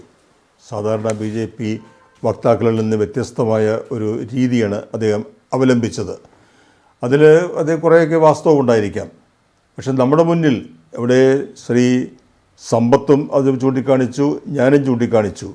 ഞങ്ങൾ സംസാരിക്കുന്നത് ഈ രാജ്യത്തെ ജനങ്ങളുടെ പേരിലാണ്. ഭരണഘടനയുടെ, റിപ്പബ്ലിക്കിൻ്റെ അധികാരികളും ഉത്തരവാദികളുമായ ജനങ്ങൾ, അതാണ് ഈ വി ദ പീപ്പിൾ എന്ന് എപ്പോഴും നമ്മൾ പറയുന്നത്. വളരെ ഗുരുതരമായ ഒരു ക്രമക്കേട് തിരഞ്ഞെടുപ്പുമായി ബന്ധപ്പെട്ട് നമ്മൾ ചൂണ്ടിക്കാണിക്കുമ്പോൾ അത് സാധാരണ മുനിസിപ്പൽ കോടതിയിലൊക്കെ സിവിൽ കേസ് കൊടുക്കുമ്പോൾ നമ്മൾ പറയുമല്ലോ ഡിലേ, കാലതാമസം എന്നൊക്കെ പറയും. ആ കാലതാമസത്തിൻ്റെ പേരിൽ ചില വാദങ്ങളൊക്കെ എത്ര നല്ലതാണെങ്കിലും അത് റദ്ദായി പോവുകയും ചെയ്യും. പക്ഷേ ഇവിടെ അങ്ങനെ അവസാനിപ്പിക്കാവുന്ന കാര്യമല്ല. ഈ തെരഞ്ഞെടുപ്പ് ഇലക്ഷൻ കമ്മീഷൻ്റെ ഈ പട്ടിക, വോട്ടർ പട്ടിക, അതിൻ്റെ പുതുക്കൽ, നവീകരണം അല്ലെങ്കിൽ നവീകരിക്കപ്പെട്ട പട്ടിക അതിപ്പോൾ പ്രാബല്യത്തിലുണ്ട്. അതിൽ ഗുരുതരമായ വീഴ്ചകളുണ്ട് എന്ന് പ്രതിപക്ഷം ചൂണ്ടിക്കാണിക്കുമ്പോൾ അത് പ്രതിപക്ഷ നേതാവ് എന്തുകൊണ്ട് കഴിഞ്ഞ വർഷം ചോദിച്ചില്ല എന്ന് അതിനൊക്കെ ഒന്നും വല്ല ഉത്തരവ് ഇപ്പോൾ ഇവിടെ ആവശ്യമില്ല. ഇവിടെ പ്രതിപക്ഷ നേതാവ്, പ്രതിപക്ഷ പാർട്ടികൾ ഇന്ന് നേരത്തെ പറഞ്ഞതുപോലെ സവിശേഷമായ രീതിയിൽ 300 പാർലമെൻറ്റ് അംഗങ്ങൾ തിരഞ്ഞെടുപ്പ് കമ്മീഷൻ ഓഫീസിലേക്ക് മാർച്ച് ചെയ്യുകയാണ്. അപ്പോൾ അത് ഒരു വിഷയം തന്നെയാണത്. ആ വിഷയത്തിൽ എന്താണ് തിരഞ്ഞെടുപ്പ് കമ്മീഷന് പറയാനുള്ളത്? നിങ്ങൾ സത്യവാങ്മൂലം സമർപ്പിക്കുമോ? നിങ്ങൾ കഴിഞ്ഞ വർഷം എന്തുകൊണ്ട് ഇത് പറഞ്ഞില്ല? തുടങ്ങിയ ചോദ്യങ്ങളൊക്കെ അത് കോടതിയിൽ പോകുമ്പോൾ നമുക്ക് അവിടെ വിശദീകരിക്കാം. കോടതിയിലാണുള്ള കാര്യങ്ങളൊക്കെ പറയേണ്ടത്. ഡിലേ കൺട്രോൾ ചെയ്യണമെന്നൊക്കെ നമ്മൾ കോടതിയിൽ പറയാറുണ്ട്. അതൊക്കെ അവിടെ തീർക്കാവുന്ന കാര്യമാണ്. പക്ഷേ ഇവിടെ അതിനെല്ലാം അപ്പുറത്ത് നമ്മുടെ ജനാധിപത്യ സംവിധാനത്തെ അപ്രകാരം ദുർബലപ്പെടുത്തുന്ന, അതിൻ്റെ വിശ്വാസ്യത പൂർണ്ണമായും നഷ്ടപ്പെടുത്തുന്ന ഒരു അവസ്ഥയിൽ കാര്യങ്ങൾ എത്തി നിൽക്കുകയാണ്. 65 ലക്ഷം വോട്ടർമാരെ ബീഹാർ എന്നൊരു സംസ്ഥാനത്ത് മാത്രമായി പട്ടികയിൽ നിന്ന് പുറത്താക്കി എന്ന് പറയുമ്പോൾ ഇതൊക്കെ എന്തുകൊണ്ട്, ഏത് കാരണത്തിൻ്റെ പേരിൽ നമുക്കറിയണ്ടേ? അതിന് പകരം അവ്യക്തമായ രീതിയിൽ അവർ ഭരിച്ചു പോയിട്ടുണ്ടാകാം, അവർ രാജ്യം വിട്ടു പോയിട്ടുണ്ടാകാം, അവർക്ക് ഇരട്ട വോട്ടുണ്ടാകാം എന്നൊക്കെ പറഞ്ഞാൽ പോരാ. നമുക്ക് കാര്യങ്ങൾക്ക് വ്യക്തത വേണം. നാളെ എൻ്റെ വോട്ടർ പട്ടികയിൽ നിന്ന് എൻ്റെ പേര് നീക്കം ചെയ്യാൻ ആരെങ്കിലും തീരുമാനിച്ചാൽ അത് എന്തുകൊണ്ട് എന്ന് ഞാൻ അറിയണ്ടേ? എന്നോട് ചോദിക്കണ്ടേ? അതില്ലാതെ ആ നിയമത്തിൻ്റെതായ സ്വാഭാവിക നീതിയുടെ തത്വങ്ങൾ പാലിക്കാതെ 65 ലക്ഷം പേരെ പുറത്താക്കുക എന്ന് പറഞ്ഞാൽ, എന്നെ സംബന്ധിച്ച് ബീഹാറിലെ വോട്ട് എന്ന് പറഞ്ഞാൽ അതിന് മൂല്യം കൂടുതലാണ്. അടിയന്തരാവസ്ഥയെ പരാജയപ്പെടുത്തിയ, ആ ഏകാധിപത്യത്തെ പരാജയപ്പെടുത്തിയ വോട്ടർമാരാണ് ബീഹാറിലുള്ളത്. അപ്പോൾ അവർ അത്ര ജനാധിപത്യത്തിൽ ഒരു അജ്ഞത പുലർത്തുന്ന ആളുകളൊന്നുമല്ല. അപ്പോൾ അങ്ങനെ ഒരു സംസ്ഥാനത്ത് തെരഞ്ഞു പിടിച്ച് 65 ലക്ഷം എന്ന് പറഞ്ഞാൽ എല്ലാ പാർലമെൻറ്റ് മണ്ഡലങ്ങളിലും കിട്ടാവുന്ന ഒരു ഭൂരിപക്ഷമുണ്ടല്ലോ, അതിനെയൊക്കെ അട്ടിമറിക്കാൻ കഴിയുന്ന രീതിയിലുള്ള ഒരു പ്രവർത്തനം അവിടെ നടന്നിരിക്കുന്നു. അത് തുടക്കം മാത്രമാണ്. ഇനിയുണ്ടല്ലോ ഇന്ത്യയിലെ സംസ്ഥാനങ്ങൾ, അവിടെയെല്ലാം ഇത് ആവർത്തിക്കാൻ പോവുകയാണ്. അതുകൊണ്ട് ഇത് ആവർത്തിക്കാതിരിക്കുന്നതിന്, സംഭവിച്ച തെറ്റ് തിരുത്തുന്നതിന് ഒരു ശബ്ദമായിട്ടാണ് പ്രതിപക്ഷത്തിൻ്റെ ശബ്ദത്തെ ഞാൻ കാണുന്നത്. ഞാനിവിടെ ഇപ്പോൾ ഗോകുൽ പറഞ്ഞതുപോലെ ഇലക്ഷൻ കമ്മീഷൻ്റെ വക്താവല്ല ഗോകുൽ എന്ന് പറഞ്ഞതുപോലെ ഞാൻ രാഹുൽ ഗാന്ധിയുടെ വക്താവുമല്ല. അവർക്കൊക്കെ പല പാളിച്ചകളും ആ പാർട്ടിക്ക് സംഭവിച്ചിട്ടുണ്ടാകാം. പക്ഷേ ആ പാളിച്ചകൾക്കെല്ലാം അപ്പുറത്ത് ഗുരുതരമായ ഒരു വിഷയം ഇപ്പോൾ ചൂണ്ടിക്കാണിക്കപ്പെടുമ്പോൾ, അത് ഇന്ത്യയിലെ മാധ്യമങ്ങൾ അത് ഏറ്റെടുത്ത് അഭിപ്രായം പറഞ്ഞുകൊണ്ടിരിക്കുമ്പോൾ, നമ്മളെപ്പോലുള്ളവർ ഇതുപോലെ ചർച്ചകൾ നടത്തിക്കൊണ്ടിരിക്കുമ്പോൾ, നമ്മുടെ ജനാധിപത്യത്തിൻ്റെ മഹത്തരം എന്ന് നമ്മൾ എപ്പോഴും വിശേഷിപ്പിച്ചിരുന്ന ഇന്ത്യൻ ജനാധിപത്യത്തിൻ്റെ, നമ്മുടെ പാർലമെൻ്ററി ഡെമോക്രസിയുടെ പ്രവർത്തനത്തിൽ അതിലുള്ള വലിയ ഗുരുതരമായ, അതീവ ഗുരുതരമായ, മാരകമായ ഒരു വൈകല്യം ചൂണ്ടിക്കാണിക്കുമ്പോൾ അവിടെ തിരഞ്ഞെടുപ്പ് കമ്മീഷന് മൗനം പാലിക്കാൻ കഴിയില്ല. അവർ രംഗത്ത് വരണം, ചോദിക്കേണ്ടവരോട് ചോദ്യങ്ങളും വിശദീകരണങ്ങളും അവർ ചോദിക്കണം. നമുക്ക് വ്യക്തത, ഈ നഷ്ടപ്പെട്ട വിശ്വാസ്യത വീണ്ടെടുക്കാൻ കഴിയുന്ന രീതിയിലുള്ള വ്യക്തത ഈ വിഷയത്തിൽ നൽകുന്നതിനുള്ള ഉത്തരവാദിത്വം തിരഞ്ഞെടുപ്പ് കമ്മീഷനുണ്ട്. കാരണം അതൊരു ഭരണഘടനാ സ്ഥാപനമാണ്. ലോകത്തിൽ തന്നെ ഇതുപോലൊരു സ്ഥാപനം വേറെയില്ല, അമേരിക്കയിൽ പോലും ഇല്ല. അമേരിക്കയിലൊക്കെ ഉള്ളത് ഓരോ സംസ്ഥാനത്തിനും ഓരോ നിയമവും ഓരോ കമ്മീഷനും കമ്മീഷൻ്റെ പ്രവർത്തന രീതിയും ഒക്കെയാണ്. ഇന്ത്യയെ സംബന്ധിച്ച് ലോകത്തിലെ ഏറ്റവും വലിയ ജനാധിപത്യം എന്ന് നമ്മൾ പറയുമ്പോൾ നമുക്ക് യാതൊരു മാതൃകയും 1950-ലോ 52-ലോ നമ്മുടെ മുമ്പിൽ ഇല്ലായിരുന്നു ഒരു മാതൃകയാക്കുന്നതിന്. അങ്ങനെ ഒരു മാതൃകയുമില്ലാതെ നമ്മുടേതായ വിവേകം, രാഷ്ട്രീയ വിവേകം, ജനാധിപത്യ ബോധം, അതിൻ്റെ അടിസ്ഥാനത്തിൽ നമ്മൾ രൂപപ്പെടുത്തിയെടുത്ത് വളർത്തിക്കൊണ്ടുവന്നത് TN ശേഷനെ പോലെയുള്ള അതീവമായ ജനപിന്തുണയും ജനസമ്മതിയും നേടിയ കമ്മീഷണർമാരിലൂടെ, അങ്ങനെ പലരിലൂടെയും, ഞാൻ ശേഷനെ മാത്രമായി പേരെടുത്ത് പറയുകയല്ല, അങ്ങനെ പലരിലൂടെയും നമ്മൾ വികസിപ്പിച്ചെടുത്ത ഈ വ്യവസ്ഥ, ഈ സമ്പ്രദായം, അത് മറ്റ് രാജ്യങ്ങളിൽ നിന്ന് മാതൃകയായി സ്വീകരിക്കുന്ന ഒരവസ്ഥയുള്ളപ്പോൾ അവിടെയാണ് ഒരു തെരഞ്ഞെടുപ്പിൻ്റെ നിഷ്പക്ഷത, സത്യസന്ധത, സുതാര്യത എന്ന് പറയുമ്പോൾ അതിലേറ്റവും പ്രധാനപ്പെട്ട കാര്യമാണ് വോട്ടർ പട്ടിക എന്നുള്ളത്, സമ്മതിദായകരുടെ പട്ടിക. ആ പട്ടികയിൽ കൃത്രിമമായി പേരുകൾ ചേർക്കപ്പെട്ടിരിക്കുന്നു, കൃത്രിമമായി പേരുകൾ നീക്കം ചെയ്യപ്പെട്ടിരിക്കുന്നു. ഇത് വിശ്വസിക്കാൻ കൊള്ളാത്ത ഒരു പട്ടികയാണ് എന്ന് നമുക്ക് തോന്നിയാൽ ആ നിമിഷം അവിടെ അവസാനിച്ചു നമ്മുടെ ജനാധിപത്യത്തിൽ നമുക്കുള്ള വിശ്വാസം. അതെങ്ങനെ വീണ്ടെടുക്കാൻ കഴിയും, നഷ്ടപ്പെട്ടത് എങ്ങനെ റീഗെയിൻ ചെയ്യാൻ കഴിയും, അതിനുള്ള ഉത്തരമാണ് തിരഞ്ഞെടുപ്പ് കമ്മീഷനിൽ നിന്ന് നമ്മൾ, ഭാരതത്തിലെ ജനങ്ങൾ, സമ്മതിദായകർ, വോട്ടർമാർ പ്രതീക്ഷിക്കുന്നത്. സമ്പത്ത്, ഞാൻ താങ്കളിലേക്ക് വരികയാണ്. നേരത്തെ ഗോകുൽ പറഞ്ഞ ഒരു കാര്യം അത് വിശദീകരിക്കപ്പെട്ടില്ല. നേരത്തെ സെബാസ്റ്റ്യൻ പോൾ അദ്ദേഹത്തിൻ്റെ ഒരു ഏരിയയിൽ നിന്ന് വളരെ ആധികാരികമായും സമഗ്രമായും ആ കാര്യം പറഞ്ഞതുകൊണ്ട് അതിലേക്ക് കടന്നില്ല. KN രാജണ്ണ, കർണാടകത്തിലെ മന്ത്രി, രാജിവെക്കാൻ ഇടവന്നു. രാഹുൽ ഗാന്ധിയുടെ പ്രസ്താവനയെ ചോദ്യം ചെയ്യുന്ന തരത്തിലുള്ള അദ്ദേഹത്തിൻ്റെ പരാമർശം, അത് കോൺഗ്രസ് ഭരിക്കുമ്പോൾ തന്നെയാണ് അത് നടന്നത് എന്ന് ഇപ്പോൾ സുരേഷ് ഗോപിയുടെ കാര്യത്തിൽ ഗോകുൽ പറഞ്ഞ ആ അഭിപ്രായത്തിൻ്റെ ഒരു നിഴലാട്ടം ഉള്ള അഭിപ്രായം പറഞ്ഞതിനാണ് അദ്ദേഹം രാജിവെക്കേണ്ടി വന്നത്. ഹൈക്കമാൻഡ് ആവശ്യപ്പെട്ട് അദ്ദേഹത്തെ രാജിവെക്കാൻ നിർദ്ദേശിച്ചു, നിയോഗിച്ചു എന്നാണ് പറയുന്നത്. രാജണ്ണയെ പോലെ ഒരു മന്ത്രി, ഒരു മുതിർന്ന മന്ത്രി, ദേശീയ നേതാവിനെതിരെ, പരമോന്നത ദേശീയ നേതാവിനെതിരെ ഇങ്ങനൊരു പരാമർശം നടത്തുമ്പോൾ അത് ശുഭോദർക്കമായി കാണാനാവുമോ? നമ്മൾ രാഷ്ട്രീയ ചരിത്രമൊക്കെ ഒരുപാട് കണ്ടിട്ടുണ്ട്. മിർജാഫർമാർ ഉണ്ടാകുന്നത് എപ്പോഴാണ്? അതിന് പിറകിൽ കിലുങ്ങുന്നത് വെള്ളിനാണയങ്ങളുടെ കിലുക്കമല്ലേ എന്ന് ഇന്ത്യൻ രാഷ്ട്രീയ നിരീക്ഷകർ ചോദിക്കേണ്ട ഒരു സന്ദർഭമാണ് ഇത് എന്നെനിക്ക് തോന്നുന്നു. സമ്പത്ത് എങ്ങനെ പ്രതികരിക്കും?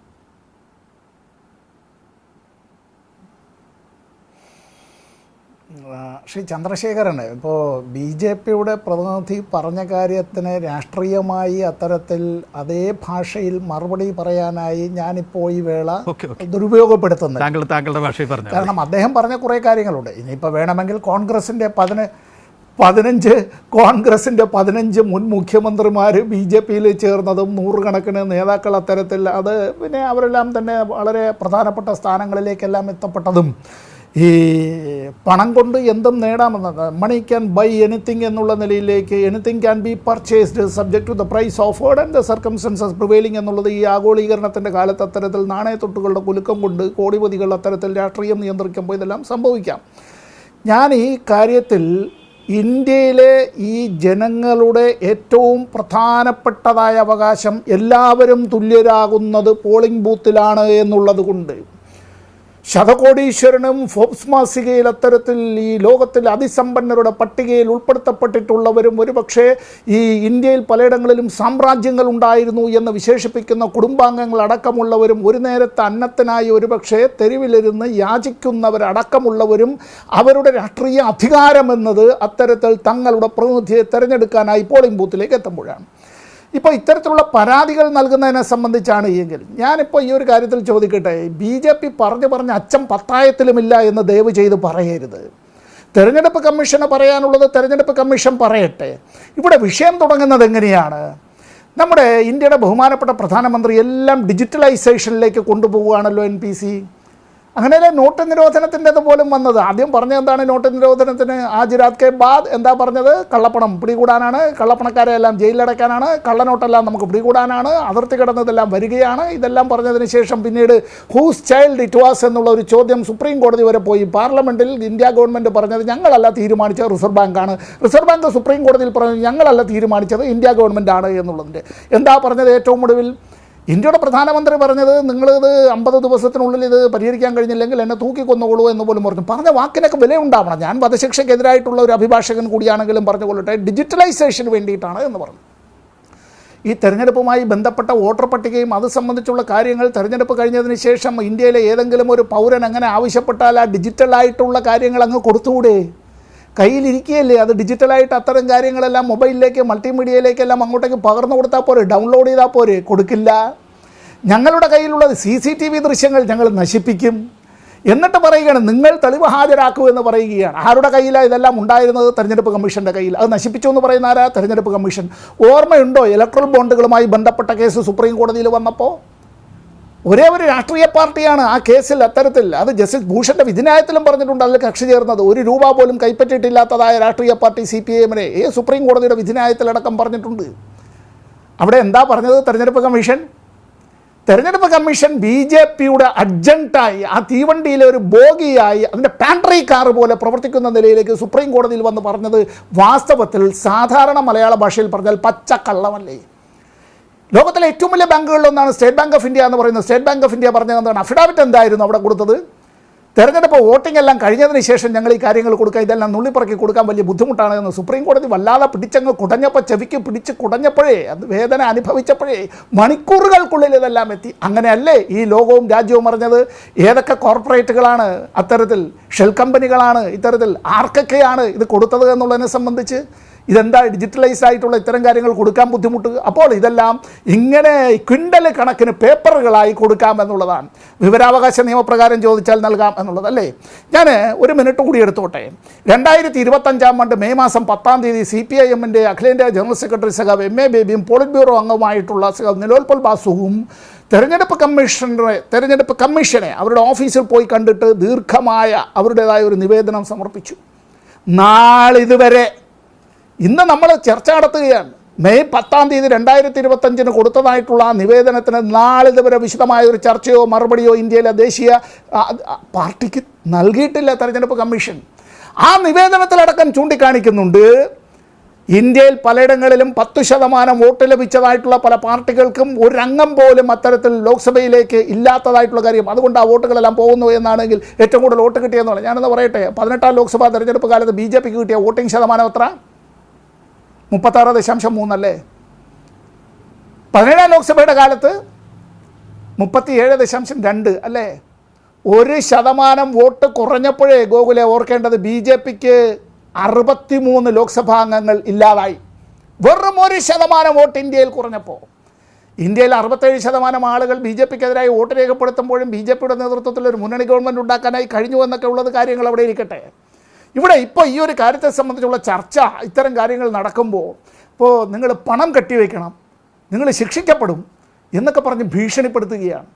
ഇതെന്താ, ഒരു കാര്യം ഇത്തരത്തിൽ ഉണ്ടായിട്ടുണ്ട് എങ്കിൽ അത് ശ്രദ്ധയിൽപ്പെട്ടപ്പോൾ അത് അങ്ങനെ പറയരുത് എന്നാണ് എങ്കിൽ, കൊല്ലങ്ങൾക്ക് മുമ്പ് നടന്നതായിട്ടുള്ള ഏതെങ്കിലും ഒരു കൊലപാതകത്തിന് അങ്ങനെ സാക്ഷിയാകേണ്ടി വന്ന ഒരാൾ, വായടക്കി നടക്കേണ്ടി വന്നയാൾ, ജീവൻ ഭയന്ന് നടക്കേണ്ടി വന്നയാൾ, തൻ്റെ കുട്ടികളുടെ ഭാവിയെ കരുതി മിണ്ടാതെ ചുപ്രഹോ നടന്നയാൾ പറയേണ്ടി വന്നു എങ്കിൽ, ഓർമ്മയുണ്ടല്ലോ വർഗീസിൻ്റെ വധം, നക്സലൈറ്റ് എന്ന് ആരോപിച്ച് വെടിവെച്ച് കൊല്ലപ്പെട്ട വർഗീസ് എങ്ങനെയാണ് ആ മരണം ഉണ്ടായത് എന്നുള്ളത്. അന്ന് ദേശാഭിമാനി ദിനപത്രം അതിനെ സംബന്ധിച്ച് അന്ന് വന്ന വാർത്തകൾ പുറത്തുവിട്ടുവെങ്കിലും ആരും സമ്മതിച്ചില്ല. വളരെ കുറച്ച് സർക്കുലേഷൻ മാത്രമുള്ളൊരു പത്രം ഇങ്ങനെയെല്ലാം പറയുന്നത് ആരാണ് ഈ രാജ്യത്ത് മൈൻഡ് ചെയ്യുക എന്നുള്ളത് പിന്നീട് ഈ രാഷ്ട്രത്തിന് ബോധ്യപ്പെട്ടല്ലോ. ഇത്തരത്തിൽ പല കാര്യങ്ങളും രാജ്യത്തെ തെരഞ്ഞെടുപ്പിൽ മാനിപ്പുലേഷൻ, ഷിയർ മാനിപ്പുലേഷൻ, അവിടെ അത്തരത്തിൽ നടക്കണമെങ്കിൽ അതിന് ഗൂഢാലോചന ഉണ്ടാവണം. ഈ BLAമാരെന്ന് പറയുന്നത് ആരാ? ഇവിടെ ഈ പറഞ്ഞതുപോലെ അദ്ദേഹം പറയുകയുണ്ടായില്ല, അതല്ല ഈ റവന്യൂ വകുപ്പിൻ്റെ കീഴിലുള്ള ഉദ്യോഗസ്ഥർ അല്ല. ബൂത്ത് ലെവൽ ഏജൻറ്റുമാർ എന്നുള്ളത് നിയമിക്കുന്നത് രാഷ്ട്രീയ പാർട്ടികളാണ്.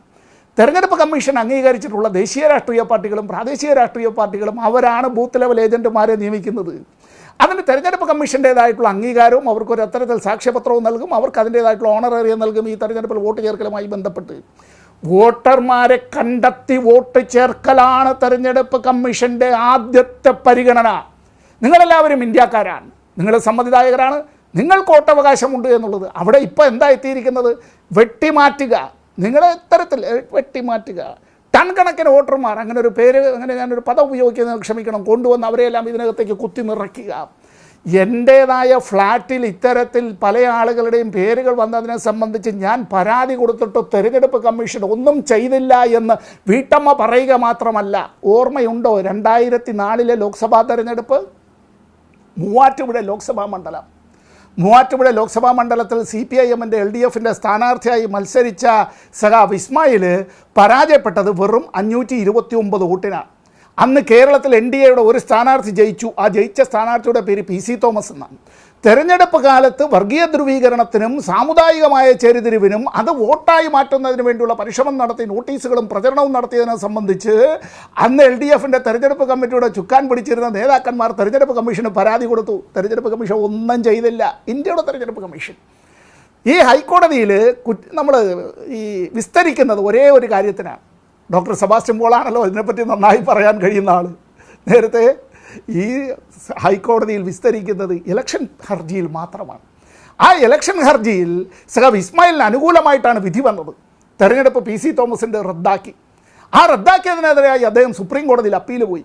ആ സുപ്രീം കോടതിയിൽ അതിൻ്റേതായിട്ടുള്ള വിധിന്യായം വന്നത് എപ്പോഴെന്ന് ചോദിച്ചാൽ 2009 15ാം ലോക്സഭയിലേക്ക് ഞാനടക്കമുള്ള ആളുകൾ തിരഞ്ഞെടുക്കപ്പെട്ടു പോയതിന് ശേഷം, മൂവാറ്റുപുഴ മണ്ഡലം പോലും ഇല്ലാതായതിനു ശേഷം, പശുവും ചത്ത് പാലും പിരിഞ്ഞ് മോരിലെ പുളിയും പോയതിന് ശേഷം.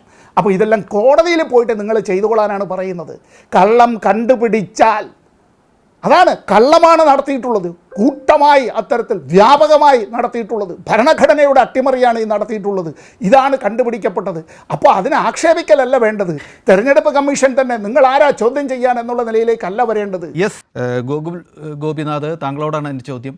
ഈ ചർച്ചയുടെ അവസാനവും താങ്കൾ ഉറച്ചു നിൽക്കുകയാണോ? നടപടികൾ എടുക്കണമെങ്കിൽ എഴുതി തരണം, തെളിവ് തരണം. No voter to be left behind എന്നതാണ് തെരഞ്ഞെടുപ്പ് കമ്മീഷൻ്റെ ആപ്തവാക്യം. ഒരു വോട്ടർ പോലും ഉപേക്ഷിക്കപ്പെടരുത്, ഒഴിവാക്കപ്പെടരുത് എന്ന് പ്രഖ്യാപിച്ചിരിക്കുന്ന അവരുടെ ദൗത്യം ഇത് തന്നെയാണോ? താങ്കൾ അതിൽ ഉറച്ചു നിൽക്കുന്നുണ്ടോ? ഇവിടെ എഴുതിത്തരണമോ വായിച്ച് കേൾപ്പിക്കണോ എന്നുള്ളത് നിയമം അനുശാസിക്കുന്ന ഏത് മാർഗത്തിലും നമുക്ക് ആർക്കും, ഏതൊരു പൗരനും ഏതൊരു രാഷ്ട്രീയ പാർട്ടിക്കും നമ്മുടെ തിരഞ്ഞെടുപ്പ് കമ്മീഷനെ അറിയിക്കാം. അത് അവരുടെ ക്രൈറ്റീരിയയാണ്. അവർ നിയമത്തിൽ അവരനുശാസിക്കുന്ന രീതിയിൽ കൈകാര്യം ചെയ്യുക എന്നുള്ളതാണ്. പക്ഷേ ഇതിനുമായി ബന്ധപ്പെട്ട് അനാവശ്യമായി ഉണ്ടായ ചർച്ചകൾ, അനാവശ്യമായി ഉണ്ടാക്കുന്ന രാഷ്ട്രീയ ആരോപണ പ്രത്യാരോപണങ്ങൾ അത് ഒഴിവാക്കപ്പെടേണ്ടതാണ്. ആ ആരോപണങ്ങൾ പുതുതായി അല്ലെങ്കിൽ പുതിയ കാലഘട്ടത്തിനനുസൃതമായി ക്രമക്കേടുകളും പരിഭവങ്ങളും അല്ലെങ്കിൽ അതിനകത്തുള്ള അനധികൃതമായ ഇടപെടലുകളും ഒഴിവാക്കിക്കൊണ്ട് ബീഹാർ ഉൾപ്പെടെയുള്ള സംസ്ഥാനങ്ങൾക്കകത്ത് രാജ്യത്തുടനീളം BJPയും അതുപോലെ തന്നെ BJP സർക്കാരിൻ്റെ നയം എന്ന രീതിയിലും അതുപോലെ തന്നെ തിരഞ്ഞെടുപ്പ് കമ്മീഷൻ്റെ നേതൃത്വത്തിൽ നടക്കുന്ന സമഗ്രമായിട്ടുള്ള അഴിച്ചുപണി, അനർഹമായിട്ടുള്ള ഇരട്ട വോട്ടുള്ള ഒരേ തിരഞ്ഞെടുപ്പ് തിരിച്ചറിയൽ രേഖ വെച്ച് പലയിടത്തും വോട്ടുള്ള അല്ലെങ്കിൽ സ്ഥലത്തില്ലാത്ത അല്ലെങ്കിൽ വീട് മാറിപ്പോയ അത്തരത്തിൽ പല ക്രൈറ്റീരിയകൾ ഉപയോഗിച്ചുകൊണ്ട് നിലവിൽ ആ സ്ഥലത്തില്ലാത്ത ആളുകളെ ആകെ തന്നെ മാറ്റി അർഹമായവർക്ക് വോട്ട് ചെയ്യാനും അനർഹമായ ആരും വോട്ട് ചെയ്യാതിരിക്കാനുമുള്ള പ്രക്രിയയ്ക്കാണ് ഈ രാജ്യത്ത് തുടക്കം കുറിക്കുന്നത്. അതാണ് നമ്മൾ സ്പെഷ്യൽ ഇൻറ്റൻസീവ് റിവിഷൻ എന്ന് പേരിട്ടുകൊണ്ട് ഒരു റിഫോർമേഷൻ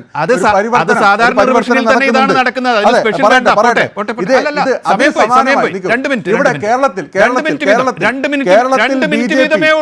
ഏകദേശം 2.25 ലക്ഷത്തോളം വോട്ടുകൾ ഇരട്ട വോട്ടുകൾ പ്രതിപക്ഷം പലപ്പോഴും പല വഴിക്ക് തിരിഞ്ഞു നിൽക്കുന്ന ഒരു കാഴ്ച നമ്മൾ കണ്ടിരുന്നു. ഇന്ന് ദില്ലിയിൽ കണ്ടതിനെ രാഷ്ട്രീയമായി വിലയിരുത്തുമ്പോൾ പ്രതിപക്ഷം ആ ചേരിതിരിവുകൾ വിട്ട് ഒരുമിച്ച് കൈകോർത്ത് നിൽക്കുന്ന ഒരു രാഷ്ട്രീയ കാഴ്ച കണ്ടു. ഇത് സ്ഥായിയാണോ, എല്ലാ പ്രശ്നത്തിലും ഉണ്ടാകുമോ എന്നൊന്നും അറിയില്ല. ഒരു രാഷ്ട്രീയ നിരീക്ഷകൻ എന്ന നിലയ്ക്ക് താങ്കൾ ആ കാഴ്ചയെക്കുറിച്ച് എന്തു പറയുന്നു?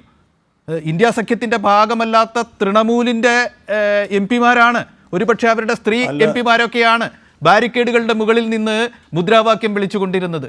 കയറി ആ ഒരു രാഷ്ട്രീയ കാഴ്ച, ഒരുമിച്ച് നിൽക്കുന്ന പ്രതിപക്ഷം ഉണ്ടായി എന്ന രാഷ്ട്രീയ കാഴ്ച നിരീക്ഷിച്ച് പോകണ്ടേ നമ്മൾ? സെബാസ്റ്റ്യൻ പോൾ. അല്ല, നമ്മുടെ തിരഞ്ഞെടുപ്പ് കമ്മീഷൻ്റെ പ്രവർത്തനത്തെ വിലയിരുത്തുമ്പോൾ ഉപയോഗിക്കുന്ന 2 വാക്കുകളുണ്ട്: ഫ്രീ ആൻഡ് ഫെയർ. സ്വതന്ത്രവും നീതിപൂർവകവുമായ തിരഞ്ഞെടുപ്പ് ആണ് ജനാധിപത്യത്തിൻ്റെ പ്രാണവായു എന്ന് പറയുന്നത്. ഇവിടെ ഇപ്പോൾ അതിന് വിരുദ്ധമായ കാര്യങ്ങളൊക്കെ സംഭവിച്ചിരിക്കുന്നു. ഇപ്പോൾ നമ്മുടെ നാട്ടിലെ സമ്പദ് വ്യവസ്ഥ നിയന്ത്രിക്കുന്നത് കറൻസിയുടെ നിയന്ത്രണത്തിലൂടെ റിസർവ് ബാങ്കാണ്.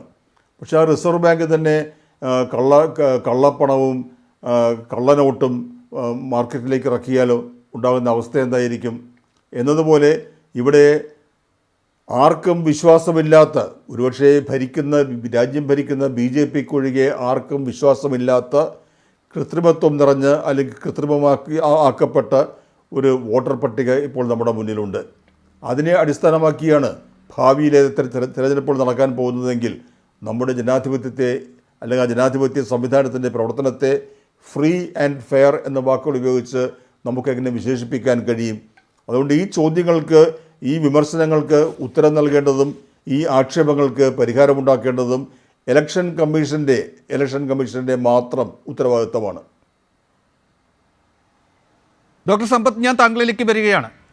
ഈ നവഫാസിസം എന്ന് പറയുന്ന രീതിയിൽ തന്നെ മനസ്സിലാക്കേണ്ട ഒരു കാര്യമാണ് ഇപ്പോൾ തെരഞ്ഞെടുപ്പ് കമ്മീഷനിലൂടെ ഇന്ത്യൻ തെരഞ്ഞെടുപ്പ് സമ്പ്രദായത്തിൽ വന്നുകൊണ്ടിരിക്കുന്ന ഈ പരിഷ്കരണം എന്നത്.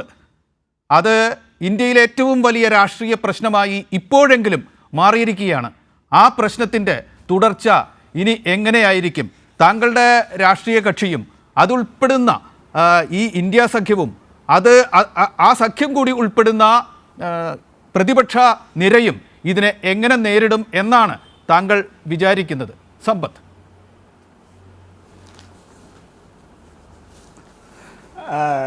ശ്രീ NP ചന്ദ്രശേഖരൻ, രാഷ്ട്രീയ കക്ഷികൾ ഈ രാഷ്ട്രം നിലനിൽക്കുന്നത് കൊണ്ടാണ് പ്രവർത്തിക്കുന്നത്. ഈ ഭരണഘടന ഉള്ളത് കൊണ്ടാണ് ഈ രാഷ്ട്രം നിലനിൽക്കുന്നത്. തെരഞ്ഞെടുപ്പ് എങ്ങനെയാണ് നടത്തുക എന്നുള്ളത് BJP നമുക്ക് കാണിച്ചു തന്നത് സുപ്രീം കോടതി ഈ 2024 ആണ്ട് ഫെബ്രുവരി മാസം 20-ാം തീയതി ചീഫ് ജസ്റ്റിസ് അധ്യക്ഷനായ ഒരു ബെഞ്ചിൻ്റെ ഒരു വിധി ഉണ്ടായിരുന്നു. ഓർമ്മയില്ലേ? ചണ്ഡീഗഡിലെ മേയർ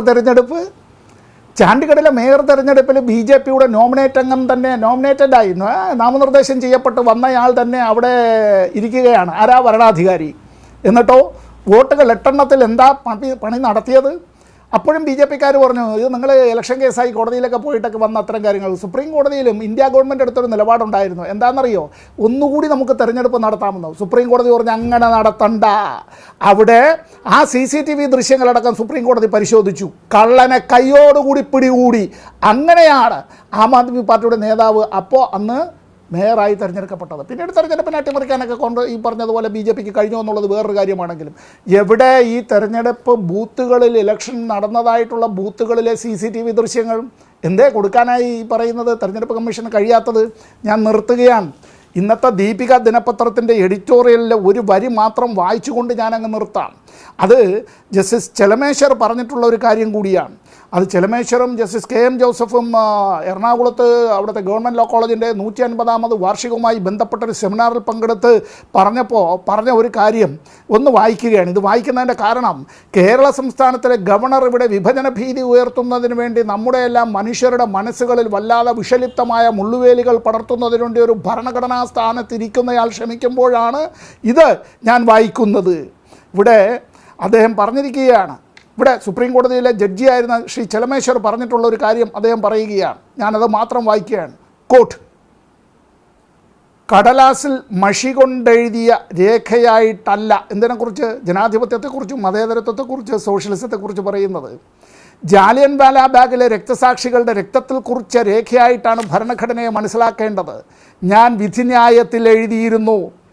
ഒട്ടേറെ മതങ്ങൾ ഉള്ളതിനാലാണ് മതസ്വാതന്ത്ര്യത്തെക്കുറിച്ച് ഭരണഘടനയിൽ പ്രത്യേകമായി. ഇനി ഞാൻ അതിൽ ഒരു വരി കൂടി അങ്ങ് വായിക്കുകയാണ്. ഒരു കാര്യം ഉറപ്പാണ്, ഇവിടെ കേന്ദ്ര ഗവൺമെൻറ്റിനെ കുറിച്ച് പറഞ്ഞിരിക്കുന്നതാണ്. ഇവിടെ പറയുകയാണ്, വ്യാജ വോട്ടർ പട്ടികയെക്കുറിച്ച് ചൂണ്ടിക്കാണിക്കുന്നവരോട് തെരഞ്ഞെടുപ്പ് കമ്മീഷൻ കാണിക്കുന്ന അസഹിഷ്ണുത ഭരിക്കുന്ന പാർട്ടിയുടേത് പോലെയാണ്. ഇതാണ് പറയുന്നത്. തെരഞ്ഞെടുപ്പ് കമ്മീഷൻ അമ്പയറായി അത്തരത്തിൽ, ഞാനൊരു റെഫറിയായി ഇക്കാര്യത്തിൽ നിഷ്പക്ഷനായി നിൽക്കുന്നു എന്നല്ല, അമ്പയർ ഇറങ്ങി കളിക്കുകയാണ്, കളത്തിൽ ഇറങ്ങി. അങ്ങനെയാണ്, അമ്പയറും കൂടി കളിക്കാനായി ഇറങ്ങുകയാണ്. ഇവിടെ ഇത് ചോദ്യം ചെയ്താൽ ചോദ്യം ചെയ്യുന്ന ആളുകളെ ദേശദ്രോഹി എന്ന് വിളിക്കുകയാണ്. സമ്പത്ത്, നന്ദി. ഈ ചർച്ചയിൽ പങ്കെടുത്ത 4 അതിഥികൾക്കും നന്ദി. സമയക്കുറവ് കൊണ്ട് നമുക്ക് ഉപസംഹരിക്കേണ്ടി വന്നിരിക്കുകയാണ്. എന്തായാലും ഇന്ത്യ ഇതുവരെ കാണാത്ത, അതിൻ്റെ ചരിത്രത്തിൽ ഇതുവരെ കാണാത്ത രാഷ്ട്രീയ കാഴ്ചകൾ കണ്ടുകൊണ്ടിരിക്കുകയാണ്. UP ക്ലാസ്സുകളിലെ സാമൂഹ്യ പാഠങ്ങളിൽ പറയുന്നത് പോലെ നമുക്ക് പരാതി പരിഹാര രീതികളിലൂടെ ഇത് പരിഹരിക്കാനാവില്ല. പുതിയ രാഷ്ട്രീയ പാഠങ്ങളെക്കുറിച്ച് നമുക്ക് ജാഗ്രത വേണം എന്ന് മാത്രം ഓർമ്മിപ്പിച്ചുകൊണ്ട് ഈ ചർച്ച ഉപസംഹരിക്കുകയാണ്. നന്ദി.